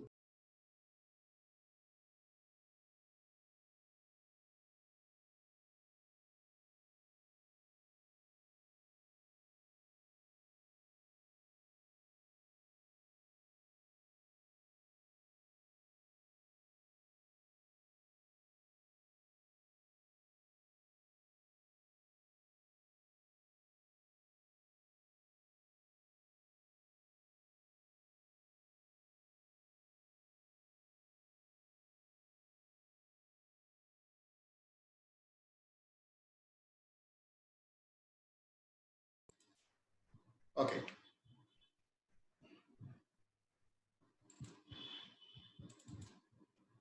So can you all able to see the PPT? Can you all able to see the PPT? Yes. Okay. Okay. Thank you. Okay. So what China is doing is China is completely wanted to control this particular territory. No, PPT is not visible. Is PPT visible? Vivek telling it's not visible. Visible. Okay. Vivek, check it. Okay. Thank you. Okay. We'll continue. So this is the biggest challenge for China. This Malacca state. The countries around and Asian countries also doesn't have good relationship with China. So almost the China's entire foreign policy of China will be based on how to have a reliable access to Indian Ocean. Okay, how to have reliable access. That means reliable access to Indian Ocean. That is the biggest problem for China. So that you have to know. So what China is doing is China through Burma. That means Myanmar. It is trying to connect Indian Ocean. Through Pakistan also it is trying to connect Indian Ocean. Maybe see, this is Arunachal Pradesh. So China claims this Arunachal Pradesh. In 1962 war, China occupied this Arunachal Pradesh. Maybe China might have had an intention to cut this region and enter into Indian Ocean, because racially these people are connected to each other. China claims this entire northeastern India. So China, but India will never allow, because northeastern India belongs to India. Okay, Arunachal Pradesh also is a part of India. Okay, so China is trying to connect Indian Ocean in many ways. So that's why this latest initiative through Pakistan, through Burma, by connecting some. So India is also cooperating with the BCIM. One initiative is there: Bangladesh, China, India, Myanmar initiative. So through multiple ways, China is trying to connect Indian Ocean. If China can access Indian Ocean freely, means China will be the superpower. That you have to. China will be the superpower. So the entire Chinese foreign policy will be based upon how to have a reliable access to Indian Ocean. That you have. So with this background, we will discuss India-China relation. Okay. So the first issue we'll start will be the border disputes. See, already we know that till 1910, China was under the control of Qing dynasty. Okay, so they stepped down from power in China. Under Qing dynasty, this Tibetan region was an autonomous region under Qing dynasty. Tibet was not a sovereign country. It was an autonomous country, but it was under Qing dynasty. So that means what happened is in 1910, when Qing dynasty stepped down from power, Tibet literally became independent. Okay, they literally became independent. From 1910 to 1949, you have to note that Tibet, this entire China was under the control of a party named KMT party, K. Kuomintang, founded by Sun Yat-sen. Okay, So by the time China was called ROC, Republic of China. So between 1910 to 1949, China was called ROC China. Opposite to ROC, opposite to this Kuomintang party, you have the Communist Party of China.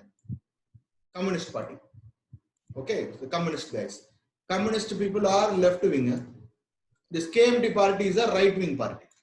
So right wing, left wing means they doesn't like each other. That you have to know. Okay, so again, I will summarize. Don't worry. Okay, so till 1910, China was under the control of a king, a dynasty, an empire called Qin Empire. The Qin dynasty stepped down from power in 1910. After that, the KMT, a political party, a right wing party, took over country, a capitalistic party. By the time, China was called ROC, Republic of China. Okay, and during this time only, what happened is, this is the mid-war period. First World War, end of First World War, starting of the Second World War. Japan invaded China. Japan invaded China. Audio not good. Is audio okay? Is audio okay, students? Okay. Okay, we'll move. Okay. So in 1910, Qin dynasty stepped down from power and China became ROC China and Japan invaded China before Second World War. Why? Means because Japan doesn't have iron ore. China has lot of iron ore in the Manchurian region, the northeastern province of China. That's why Japan invaded China. So this is one of the main reasons. Another thing is Japan is an imperial country. Like British, like French, Japan also wanted to expand its empire. So what happened is, when Japan, when an alien entered their country, invaded their country, this KMT party and the Communist Party were together resisting against Japan. That you have to know. So I don't know the exact year. That means it is mid-war period. Okay, before Second World War, Japan invaded China. That's all I know. Okay. See, this years and all not important, but you should not say that Japan invaded China after Second World War. That is wrong. Okay. See, we are not history option student. Okay, I'm just explaining who was ruling during which period. That's all. Before 1910, Qin dynasty was ruling. After Qin dynasty, KMT was ruling China. Kuomintang party, or simply it is a Chinese name, Kuomintang. So keep it as KMT, simple, KMT or Kuomintang, founded by Sun Yat-sen. So Communist Party and Kuomintang Party were together against the enemy alien. But what happened is in the Second World War, Japan collapsed. Okay, and after the Second World War, fight broke out between KMT and the Communist Party. And the Communist Party won the war. Now KMT is confined to this small territory, Taiwan. So Taiwan we have ROC. Now Communist Party is ruling China. That is called PRC, People's Republic of China. Okay, can you understand? So earlier ROC was controlling the entire territory. ROC was defeated by Communist China. So the Communist Party took over control and renamed China as People's Republic of China. ROC now confined to Taiwan. Can you understand? So that means in 1949, from 1949, China becomes PRC, People's Republic of China. And until this period, 1910 to 1949, Tibet was independent. It was independent. But now what happened is in 1949, PRC, Communist Party, sent their army to Tibet, the Communist Army of China, annexed Tibet as a part of China. Now China is having one policy called One China policy. According to One China policy, the mainland China, Tibet China, and Taiwan belongs to, the entire area belongs to China. So this is called One China policy. Okay. But so now briefly, for a brief period, Lama was convinced, and but within a decade, you have to know that in mid 1950s itself, what happened is the Tibetan people and the communist people cannot go together. See, based on religion, also they have a problem because communist people doesn't accept religion. Communist people used to say that religion is the opium of the masses. Opium means it is a what is it? A narco. That means it is a narcotic thing. Okay, that means in the name of religion, you can mesmerize the people. You can make the people to follow irrational things. So in the name of religion, we people can do it. So that's why communist people always hate religion. So this thing you should know. So for a brief period, you have to note that Dalai Lama cooperated with China, but things did not go well between the communist China and Dalai Lama. And finally, in 1959, Dalai Lama, along with his followers, he entered India as a refugee. Okay, and India gave asylum to Dalai Lama. Now Dalai Lama is living in Himachal Pradesh in a place called Dharmashala. Dharmashala is now the abode of this Dalai Lama.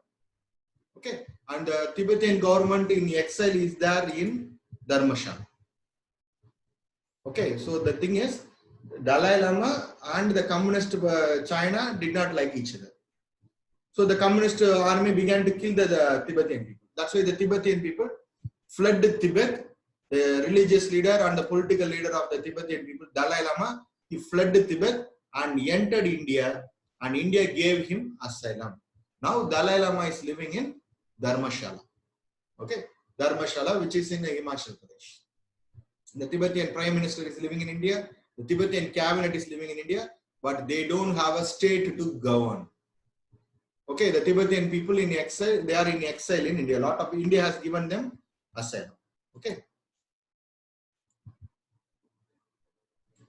So Dalai Lama and PRC, after 49, Dalai Lama cooperated with PRC for a very brief year, 2-3 years. Okay, and after that, what happened is he fled China and came to India when fight broke out between the Tibetan people and the communist army. Now India has given them asylum. But note that in 1954, the PRC China, that means the Zhou Enlai and Nehru, both the leaders, they had a good personal relationship. Both the countries, India and China, mainland China, I'm telling, that means the communist China, we have signed the Panchashil principle. What is Panchashil principle? Non-interference, coexisting policy. Okay, so now we won't intervene in Chinese affairs, and China will not intervene in Indian affairs. So this is the agreement between India and China. But what happened in 1959? PRC China and the Tibetan people had some kind of problem. And India have given asylum to the Dalai Lama leader. Okay, so he found refugee in India. KMT pointer. Enna KMT? KMT le enna point? Dalai Lama is alive. Okay, Dalai Lama is alive now. Okay, so Dalai Lama is now in India. So China took this as offensive that India have given asylum to Dalai Lama. Why? Means because we have signed Panchashil Treaty with China. We will not intervene in China. This is the agreement we signed between India and China. And China, because we have given asylum to the Tibetan leader and the Tibetan people, China thought that we are intervening in their internal affairs. As a result, in 1962, China invaded India, occupied Arunachal Pradesh, and also occupied Aksai Chin region. But because of US pressure from Arunachal Pradesh, China withdrew. But Aksai Chin is still, it is under the control of China. In Aksai Chin belongs to India. This is a part of Indian Kashmir. So now LAC is the boundary, that means the line which demarcates the Chinese occupied Kashmir and Indian administered Kashmir. Now China is trying to advance that LAC. Okay, so they wanted to push into our Indian territory. This is the recent problem. Okay, so now, so this is the issue. So now again you see, the point is the Tibetan government was an independent government between 1910 to 1949. Until 1910, it was under Chinese sovereign. After 1949, Tibet went under the control of communists. So from 1910 to 1949, that was nearly for 3-4 decades, Tibet was an independent nation. During that particular period only, the Shimla Accord was signed. This is called Shimla Accord. Accord means an agreement. Who are the parties to this agreement? Instead of Great Britain, you can write British India. That will be better. This is British India. Because India was under the control of British. So British India, the Tibetan government, and ROC China. By the time ROC was controlling the entire China, 1914. All these three parties, what they did is they signed this accord. Okay, what is this accord? See, this is mainland China. This is Tibet, and this is British India. What is Shimla Accord meant? Shimla Accord demarcate the boundary between Tibet and mainland China, and also demarcate the territory between Tibet and British India. So this agreement is called Shimla Agreement. And according to this agreement, what happened is, already we know that an agreement consists of 2 steps: signing the agreement and ratifying it. ROC signed this agreement. But when ROC representative went to Beijing, Beijing did not ratify it. The mainland China did not ratify it, and ROC pulled out of this agreement. And what happened is, on the same day, this border was sealed. This line only we call it as McMahon line. This is called McMahon. This is McMahon. Okay, the Tibetan border and the British Indian border was completed. Both the government, they signed it and ratified it. But the Tibetan government and the main China government, they did not ratify it. Tibet ratified it. Mainland China did not ratify it. So what happened is, in 1949, when communist China took over the control of Tibet, now mainland, it is not mainland China, the entire area itself is called China. So now instead of British India, who is there? Now Government of India is there. Government of India is there. GOI, Government of India is there. Now PRC China is there. So now PRC China doesn't want this McMahon line to be the boundary of between that means the communist China and Indian government. India wants McMahon line to be the boundary. So this is the dispute between India and China. Because China is telling that Tibetan government only agreed with you. Tibetan government doesn't have any authority to sign a deal like this. And not only that, the communist China or ROC is not a party to that Shimla Accord. So we won't accept that boundary. So India wants McMahon line to be the boundary between India and China. But China is not accepting McMahon line as a boundary between India and China. So this is the reason why India and China are fighting with each other today. This is the border problem. So India wants McMahon line as the international boundary. Okay. But PRC China is not accepting. They are not ready to accept McMahon. So this is the issue. This is why China and India are having problem. And China has clearly said that that means the Tibetan government doesn't have any authority. It is not a sovereign government. So it doesn't have any authority to sign a deal with another government like that.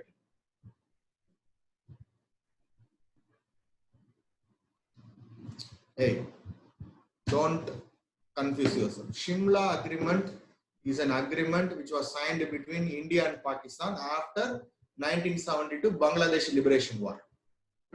Okay, so that is another agreement. This is Shimla Accord. This is another agreement. So why can't 2 agreements signed in same place? 1914 this agreement was signed. 1972 another agreement was signed. Okay, because Shimla was the summer capital of the British people. That's why it is called Shimla Accord. Okay, so what you say is a different deal between Indian government and Pakistan government. This is a different agreement. See, this is 1914. What you are talking is 1972. Okay, so that means approximately after 5 decades after the India defeated Pakistan in the Bangladesh Liberation War, Shimla Agreement was. So this is another agreement. Accord agreement, both are same only. This is another agreement. Okay, so better call Shimla Accord. Indira Gandhi signed with that is a Shimla agreement. Okay, so this is 1914 and that is 1970. Both are signed in Shimla only. But the McMahon line, this was demarcated after Shimla agreement. That you have. India want McMahon line to be the boundary, and China is not accepting McMahon line as the boundary.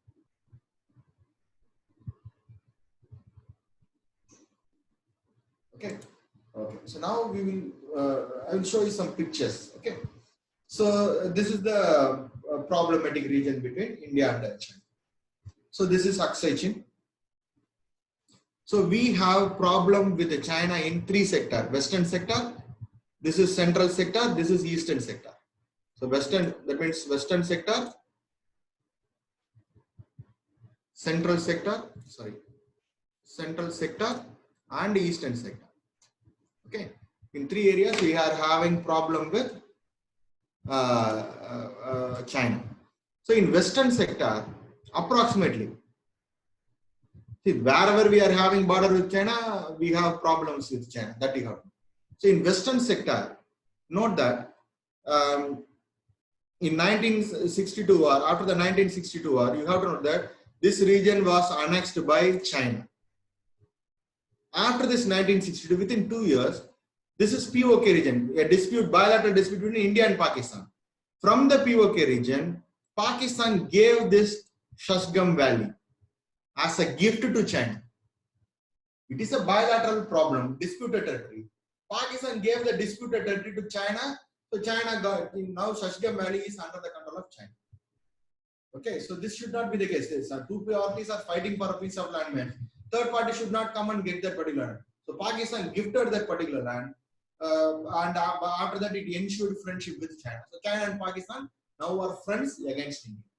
Their friendship is based on anti-Indian sentiment that you have. So altogether, you have to note that we are claiming approximately, I'm telling, 50,000 square kilometers of territory from China. So India have occupied approximately, not exactly, approximately 50,000 square kilometers of Indian territory. Okay. So now the problem is going on in the LAC sector. So this is the line of actual control. Now China is now intruding Indian territory by crossing the line of actual control. This is the present, this week's problem, this month's problem. Okay. So note that the entire region, this Aksai Chin region, is now under the control of China. So that you have. Okay. So this is the problem. So in Western sector, we are demanding 50,000 square kilometers of Chinese territory. That means Indian territory from China. China have occupied the territory. That means we want the Aksai Chin back. China is not ready to give that Aksai Chin. Okay. So this is the problem in the Western sector. Like that, coming to the Eastern sector. In Eastern sector, the case is different. In Eastern sector, see this map. This map. Okay. So in the Eastern sector, China claims the entire 1954. Sorry, 64. After 2-3 years after India-China war. Okay, before 1965. Okay. So this is Arunachal Pradesh region.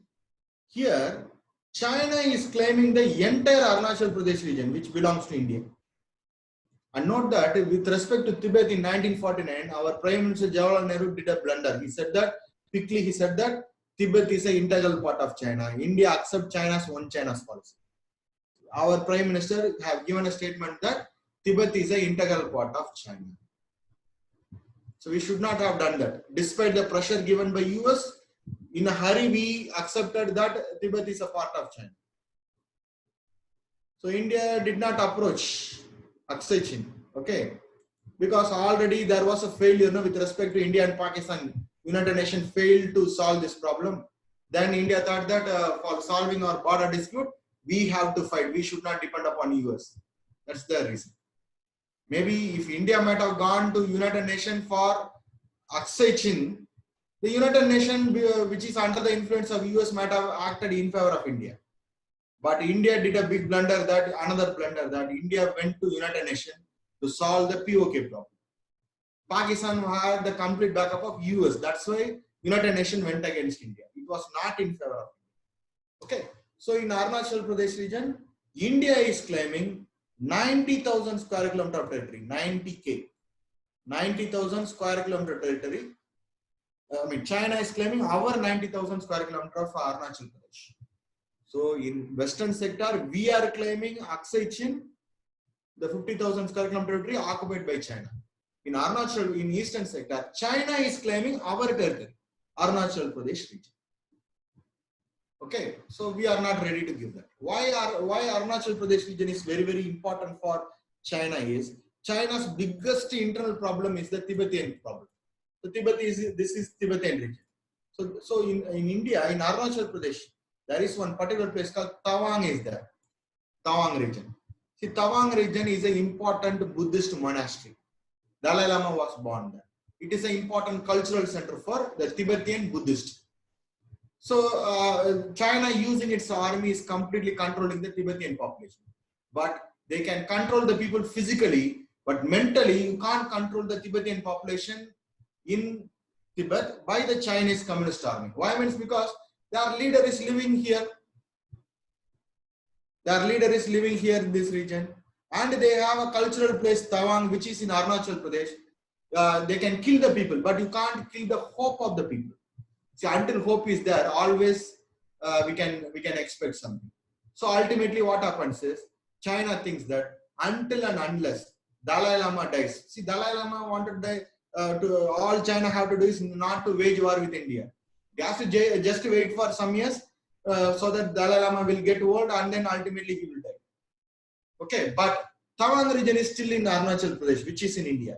So China thinks that if the entire this region goes under the control of China, means then China can solve all the Tibetan problem. This is the issue. This is the issue. Okay, so that's why China claims our entire Arunachal Pradesh. Like we said, Tibet is an integral part of China. India also clearly have said that Arunachal Pradesh is an integral part of India. Okay, that we have to know. So in western sector, we are claiming 50,000 square kilometer of territory, that is this Aksai Chin territory, which is illegally occupied by China. China in eastern sector, they are claiming our 90,000 square kilometer of Arunachal Pradesh as their territory. Okay, so why this Aksai Chin is very, very important for China means I will tell you. See, this is Tibet. This is the Xinjiang region of China. Through this Aksai Chin only, a communication line is there to Tibet. So this is the rugged territory, full of mountains. The one side Himalayan mountains, another side Tibetan plateau. So through this only, China can connect the Xinjiang region, the northwestern province of China. Uyghur region where Muslims are there, they are against communist China. Communist China and the northwestern province doesn't like each other. Okay, because those people are closely associated with the Central Asian people and West Asian people, Islamic community. China doesn't consider religion. So this may be one of the problems. Okay, so through this only the important connection is going on. And for India, lot of major and minor streams, Indus and its tributaries are there. No, lot of major and minor streams are coming from this territory. That's why India wanted to control Aksai Chin. That's why both the countries are fighting for Aksai Chin. China, it is very difficult to get back the Aksai Chin. All India now wants is at least maintain the LAC. But China is also not accepting LAC also. I mean, because China is aggressive. They wanted to connect to the Indian Ocean. That is the main reason. Earlier, this Arunachal Pradesh claim is also maybe because of that one. If there means this is a narrow territory, easily they can cut off and then enter into Indian Ocean. So that's why always China is aggressive. So this is our issue in western sector. Okay, and coming to the central sector. Why China needs this Arunachal Pradesh region? Because of Tawang. They call this region as Southern Tibetan region. And why India? There is no reason for India to justify why Arunachal Pradesh is India, because Arunachal Pradesh is India's land. But yet Arunachal Pradesh is crucial for India because lot of separatist groups are there in northeastern states. Racially, they are connected with China, and the separatist groups are getting arms from China, finance from China, and they are involving in sabotage activity in India. So to control the northeastern states, India wants this Arunachal to be remain with India. And the third issue is regarding Sikkim, the central sector. Actually, Sikkim was not a part of India when India got independent. Sikkim became an integral part of India only after 1975, 36th Amendment Act. First, Sikkim became an associate state and then became a full state of India after a referendum was kept in Sikkim. The king of Sikkim became the CM of Sikkim. So this is what happening in Sikkim. So now Sikkim was actually, but China is not accepting Sikkim as an integral part of India because Sikkim is a buffer country. Sikkim is a buffer country. That means Sikkim is a separate kingdom between China and India. This is what China is doing. But since the 98% of the total population of Sikkim wanted to join with India, after a referendum conducted in Sikkim, Sikkim became a part of India.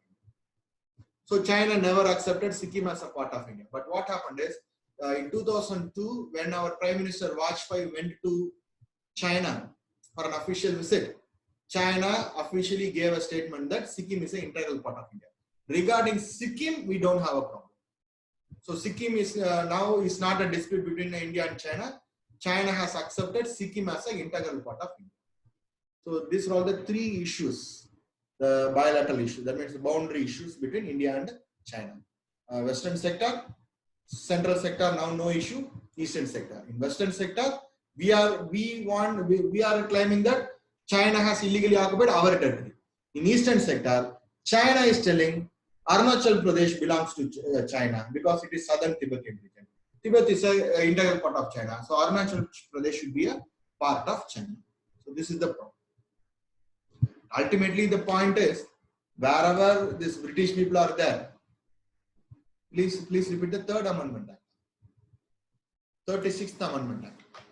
Okay, China, Sikkim became an integral part, 35-36. Okay, Sikkim became a part of India after this. Okay.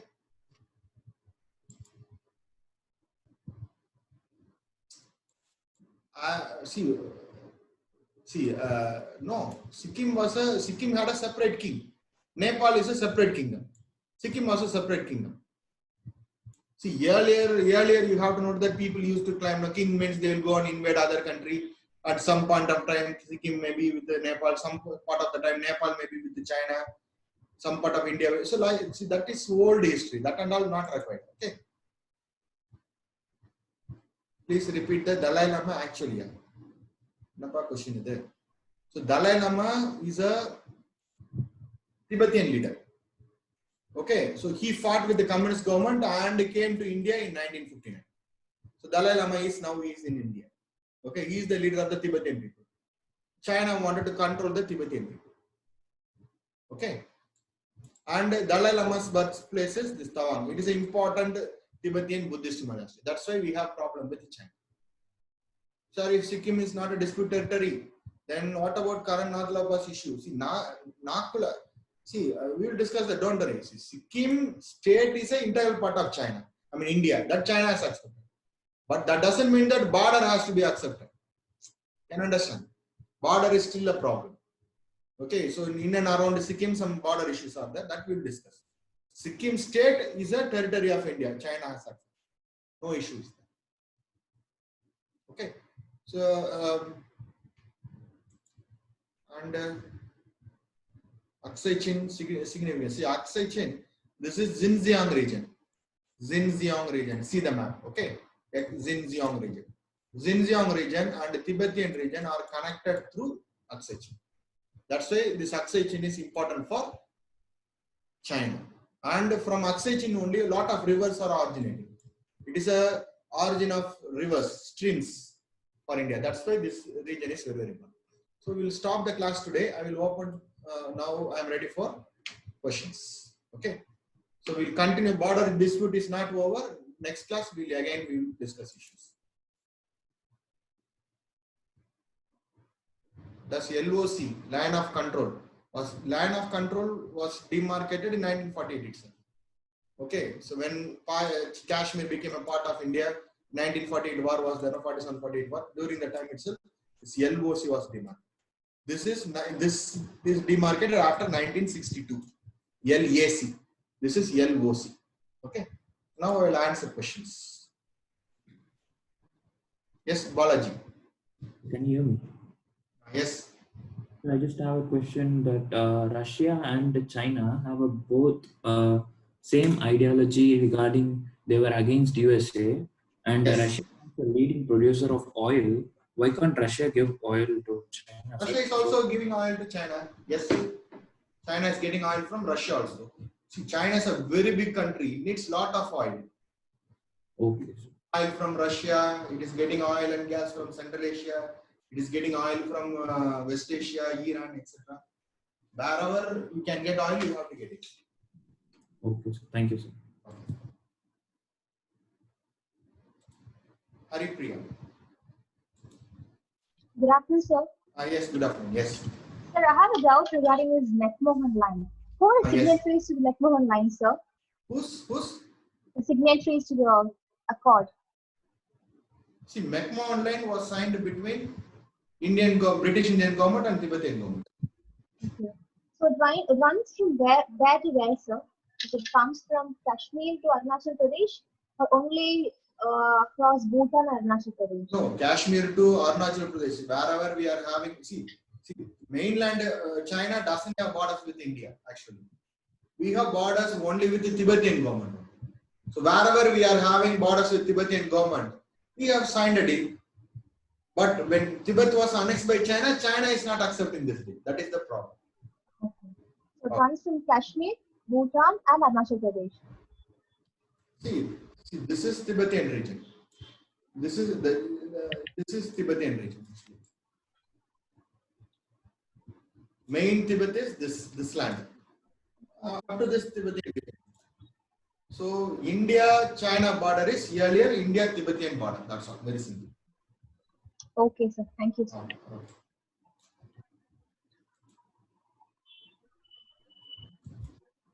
Okay, Mohammed Siad. Yes. Mohammed Siad.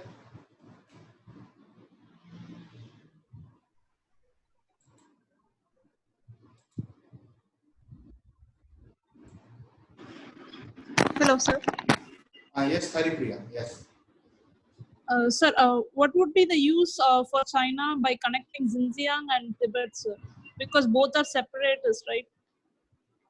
See, if a country wanted to control a particular region, means first you should have connectivity. Strategic position using. Okay, sir. Yes. See, see, for example, Delhi doesn't have connection with Tamil Nadu. Tamil Nadu will become a separate country. Very simple. Yeah. Okay, connectivity sir. is important. Yeah. So one more thing. I understand that LAC is not a defined line. So what about McMahon line? Is it a defined line or?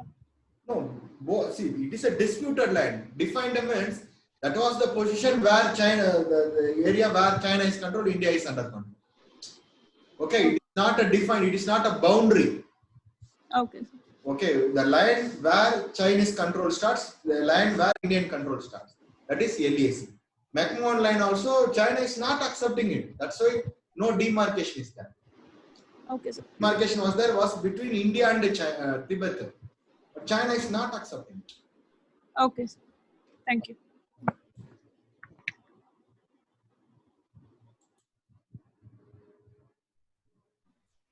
Yes, Mohammed Siad.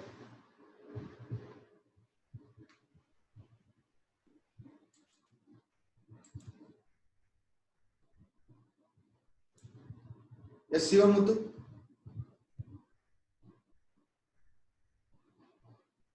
Sivamuthu Kumar.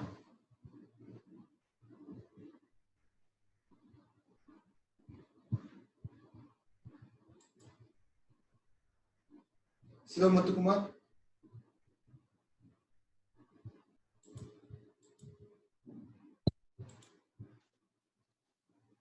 Hello. Who is this? Sir, can you tell about the local government and national government of China, sir? Direct elections and indirect elections. I can't understand. Local governments like state level, provincial level governments are there. National governments, parliament. இல்ல sir அங்கேயும் டிவல்யூஷன்ஸ் of power இருக்குதா sir? அப்ப நல்ல கம்யூனிஸ்ட்னா central power தான் அப்படின்னா central பவர்னா சும்மா பேருக்கு வச்சிருப்பாங்க, பேருக்கு இருக்கு அவ்வளவுதான். ஆனா சென்ட்ரல் எவ்ரிதிங் இஸ் சென்ட்ரலைஸ்ட். ஆனா அங்கேயும் டிவல்யூஷன்ஸ் ஆஃப் பவர் தான் இருக்கு என்ன சார்? டூயலிசம் இல்லப்பா. இல்ல சார், டிவல்யூஷன் ஆஃப் பவர் இருக்குது. லோக்கல் கவர்மெண்ட்டுக்கு அத்தாரிட்டி இருக்குது. அத்தாரிட்டி இருக்குன்னு நான் சொல்லல. நான் தான் சொல்றேன். See, British India it is a unitary government. But city mayor is there, province will be there, but they will be under central government. Okay sir. Sir நான் பார்லிமெண்ட் அப்போ ஷி ஜின்பிங் இருக்காருல்ல sir, அவர் எப்படி எலெக்ஷனுக்கு வந்தார் sir? Parliament எலெக்ஷன்ல வந்து parliament head தானா இல்ல எப்படி சார்? அந்த பிரசிடென்ஷியல் எலெக்ஷன் யாரு கம்யூனிஸ்ட் லீடரோ அவன் தான் அங்க லீடர் ஆகும். They will elect the leader. Parliament will just listen to the Communist Party of China. That's all. Okay sir. ஆனா பார்லிமெண்ட்ல இருக்குது ஃபுல்லாமே கம்யூனிஸ்ட் பார்ட்டி மட்டும் தான் இருப்பாங்க அங்க. யார் இருக்கான்னு தெரியாது, but they will listen only to the Communist Party. So the parliament for name sake they are there, but they don't take any decisions. Decisions are taken by the Communist Party. Or simply say the Communist Party of China acts like a parliament, although a separate parliament is there. Okay sir, thank you sir.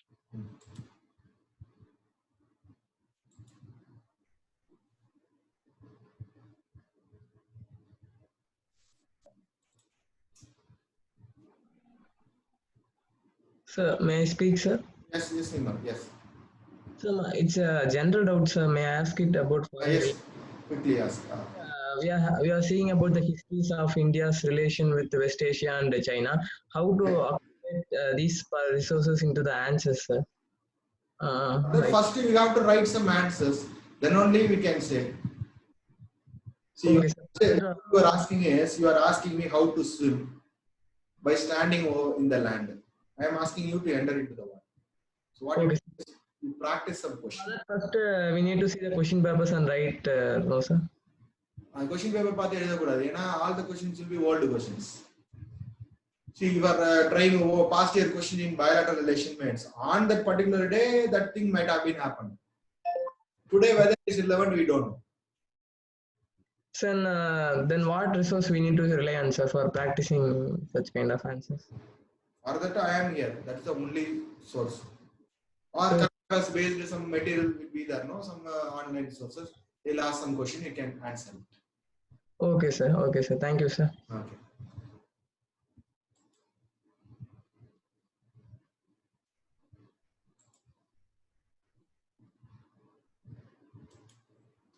Yes, Kaila.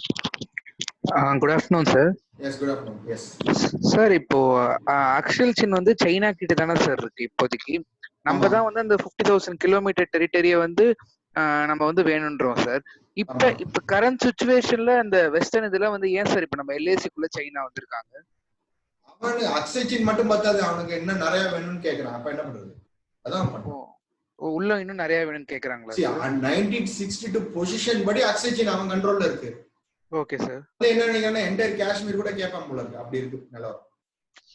Okay okay sir. Okay, thank you sir.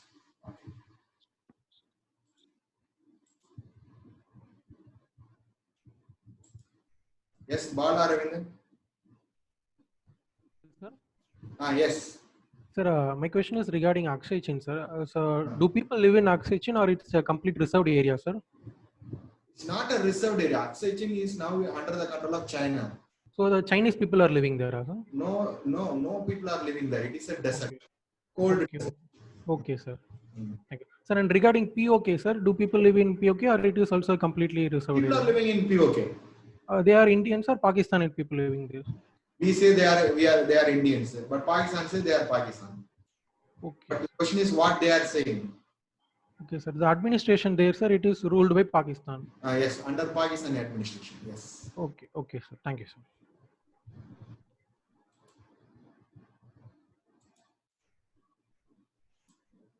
Yes, Vignesh. Hello, sir. Yes, Vignesh. Sir, you said no, sir. Pakistan gifted land to China. Yes. Why did it? If India did raise this issue to the UN? See, already we have raised this POK issue with the UN in 1948. UN can solve. So from the disputed territory, Pakistan is giving that gift to China. China readily accepted. But we have the right to raise this issue to the UN also, no, sir. Entire POK belongs to India. Like that, we raise this issue with UN. UN is not properly helping India. So what is the issue of again going and reporting to the same person when already there is a pending issue? ஆனா இந்த இதுல நம்ம US கிட்ட UN கிட்ட வந்து நம்ம claim பண்ணியிருந்தோம்னா நமக்கு ஒருவேளை இது கிடைச்சிருக்க வாய்ப்பு இருக்குல்ல. அவங்க வந்து ஏற்கனவே யூஎன்னால அந்த பிஓகேவை நமக்கு வாங்கி கொடுக்க முடியல. அவன்கிட்ட போயிட்டு அவன் பாகிஸ்தான்ல இருக்க பிஓகே எடுத்து இன்னொருத்தண்ட கொடுக்குறான், அது எனக்கு வாங்கி கொடுத்தா எப்படி வாங்கி கொடுக்கும்? ஏன்னா இல்ல சைனா இன்க்ளூட் ஆயிருக்கல சார். சோ யூஎஸ் வந்து இதுக்கு வந்து ஆப்போசிட் பண்ணி அது வந்து யூஎன் வந்து பிஓகே வந்து நம்மதுன்னு சொல்ல முடியல யூஎன்னால. ஓகே. காஷ்மீர் நம்மள்ட்ட இருக்கு, ஒரு 1/3 ஆஃப் தி காஷ்மீர் பாகிஸ்தான்ல இருக்கு, இன்னொரு பாதி வந்து சைனாட்ட இருக்கு. அத யூஎன்னால ஒண்ணும் பண்ண முடியல. சஸ்கம் அந்த டிஸ்பியூட்டட் டெரிட்டரி இன்னொருத்தன் கண்ட்ரோல்ல இருக்கு. அத அவன் யார்கிட்ட இன்னொருத்தன்ட விக்கிறான், அவன் கடத்தங்க எடுத்து வழி பிள்ளையார் குறைக்கிற மாதிரி. அதை போயிட்டு வந்து எப்படி தடுக்க முடியும் யூஎன்னால? பிஓகே அவனால முடிஞ்சதான் பிஓகே மொத்தமா வாங்கி கொடுத்துருப்பானே. புரியுதுங்களா? புரியுது சார். அதனால வேஸ்ட், அவன்கிட்ட போறது வேஸ்ட். நீங்க என்கிட்ட ஒரு பெரிய ப்ராப்ளத்தை வச்சு கேக்குறீங்க. அதாவது ஒருத்தன் வந்து உங்களோட 1000 rupees பணத்தை எடுத்துட்டான்னு சொல்லிட்டு வந்து என்கிட்ட கேஸ் கொடுக்குறீங்க. நான் தான் ஜட்ஜி, என்னால ஒண்ணுமே பண்ண முடியல. அந்த 1000 ரூபாயில எடுத்து ஒரு 100 ரூபாய் எடுத்து செலவு பண்றான்னு மறுபடியும் வந்து என்கிட்ட கமெண்ட் பண்ணீங்கன்னா என்ன யூஸ் இல்லை? Okay. When the case is with the United Nations, the United Nations is not able to solve the problem. So from the disputed territory, Pakistan is giving the territory to China. What is the use in again going and complaining into the UN when India already have took a stand that here afterwards bilaterally only we will do it, here afterwards no third party will. Okay, va? Okay. Okay, Purin sir. Okay. Yes, Revati. Sir, good afternoon, sir. Yes, good afternoon. Yes. Sir, according to the Shimla Accord, only McMahon line is was mentioned in that accord, not about LIC. No, LIC. No, it is not about LIC. According to McMahon line, the entire accession belongs to India. Okay, the thick red line is there. No, that is McMahon line. Okay. So between Andhra Pradesh and can you see this map? Yes, sir.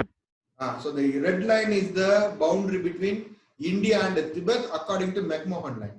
Already 1952 they breached the McMahon line and occupied Aksai Chin. And Aksai Chin area was under the control of China. This beyond this west to LAC we were controlling it. Now China is crossing this line also and entering into India.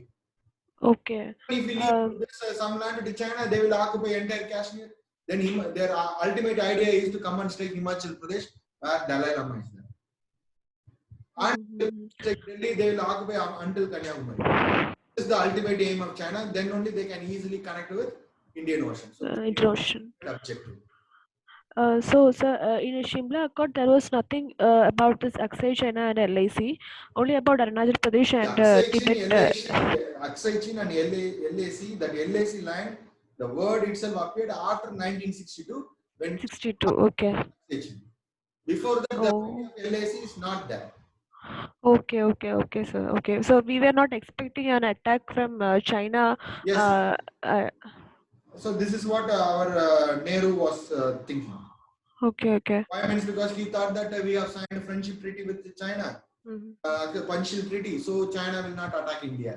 Like that, he miscalculated. The intelligence failure was there. The advisors of Nehru was also like that, and the Sardar Patel, like people were not there with Nehru by that time because already he died. Okay. That's why India was defeated in the 1962 war because we are not prepared for that.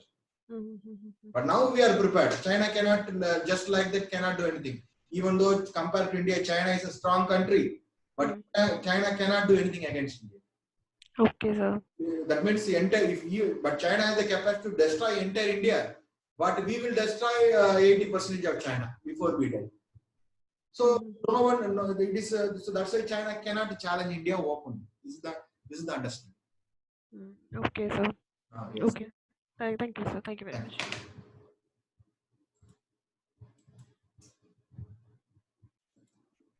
Yes, Shakti Harish. Hello, sir. Yes. கேக்குதா sir? India வந்து Johnson's line ஒன்று propose பண்ணுது sir. அப்போ அது எதுன்னு sir? Johnson line. Johnson's line அதோ article படிச்சேன் sir. 1865ல ஜான்சன்ஸ் லைன் ஒன்று ப்ரொபோஸ் பண்ணுவாங்க. தெரியல, நான் next class I will check and tell you. Johnson McMahon line தான் ஜான்சன் லைன் 1865ல ப்ரொபோஸ் பண்ணதா சொல்லிருந்தாங்க sir. Okay, I will check it. I will check it and tell you. Okay sir.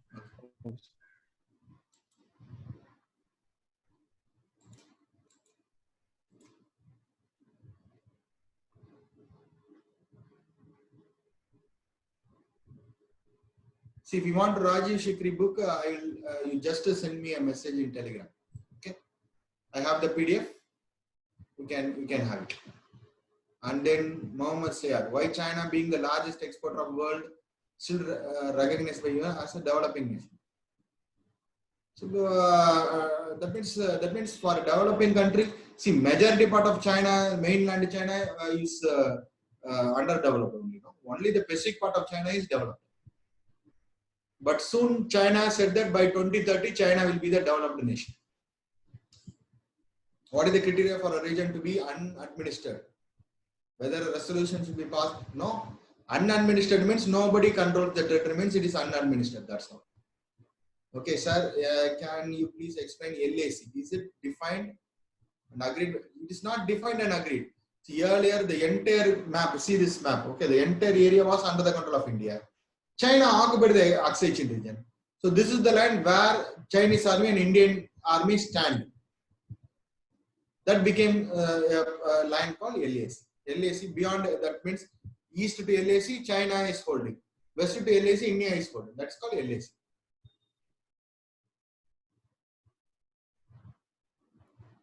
Then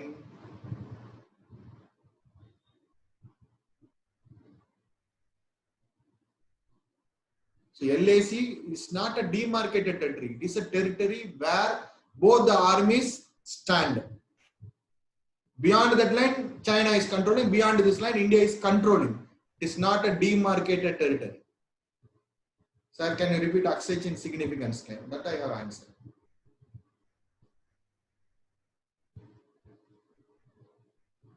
Sir, how to prepare bilateral? By reading newspaper. Is newspaper and your class notes enough? Yes. With the class plus newspaper, it is enough for exam. Okay. See, already I said, what is the problem? Who are all the parties in that? And what is the relationship between the party? And what is India's relation? India's interest in that issue. Like that we have to prepare. See, Sikkim was a part of, it is a separate country. In 1975, there was a referendum conducted in Sikkim. The people of Sikkim and the king of Sikkim wanted Sikkim to be a part of India. After that referendum, Sikkim became a part of India. Sikkim is an integral part of India. Okay, but China still recognizes Sikkim as a buffer country, separate country. Sikkim doesn't belong to India. It is a buffer country. But since people of Sikkim and the king have already approved this through a referendum, so now China has accepted after 2002. Now Sikkim is an integral part of India. If India gone to help to US, is there any chance to retain? See, in 1962, US helped India only. See how China actually occupied the entire Aksai Chin region and Arunachal Pradesh region. But because of US pressure from Arunachal Pradesh region, China withdrew from that particular. In 1962, US helped India. But regarding Aksai Chin, US did not pressurize. Why China cannot directly defeat India? We have nuclear bomb. If we are going to die, we will put all the nuclear bombs on China and then we will die. China also will come along with us. That's the understanding. Why we can't defeat Pakistan? Same reason. Pakistan is also having nuclear. Now we have increased our capacity. No, before China to occupy Aksai Chin is a part of China. Aksai Chin was a part of India. Part of India means it is a desert region. No people were living in that region. But we claimed the Aksai Chin region. But China came and occupied that region. Is there any other questions?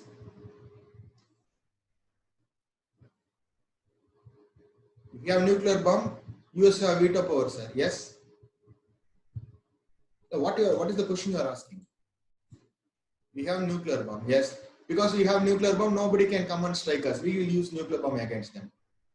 Why US did not help India in the case of Aksai Chin? See, this is somebody's fight.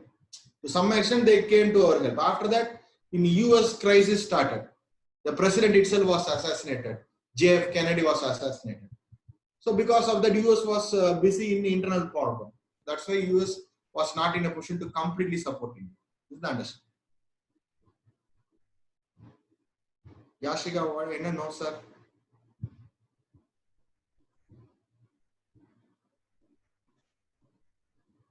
Why China claims some part of Bhutan? China wants the entire world. See, like they have problem with India, they also have problem with Bhutan, which is another country, another kingdom. That's all. Very simple.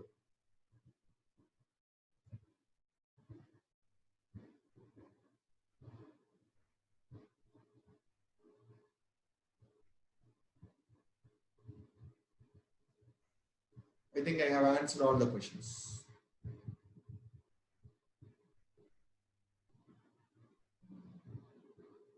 If offline class is there, the classes will be repeated. Again, these classes will be there during offline classes.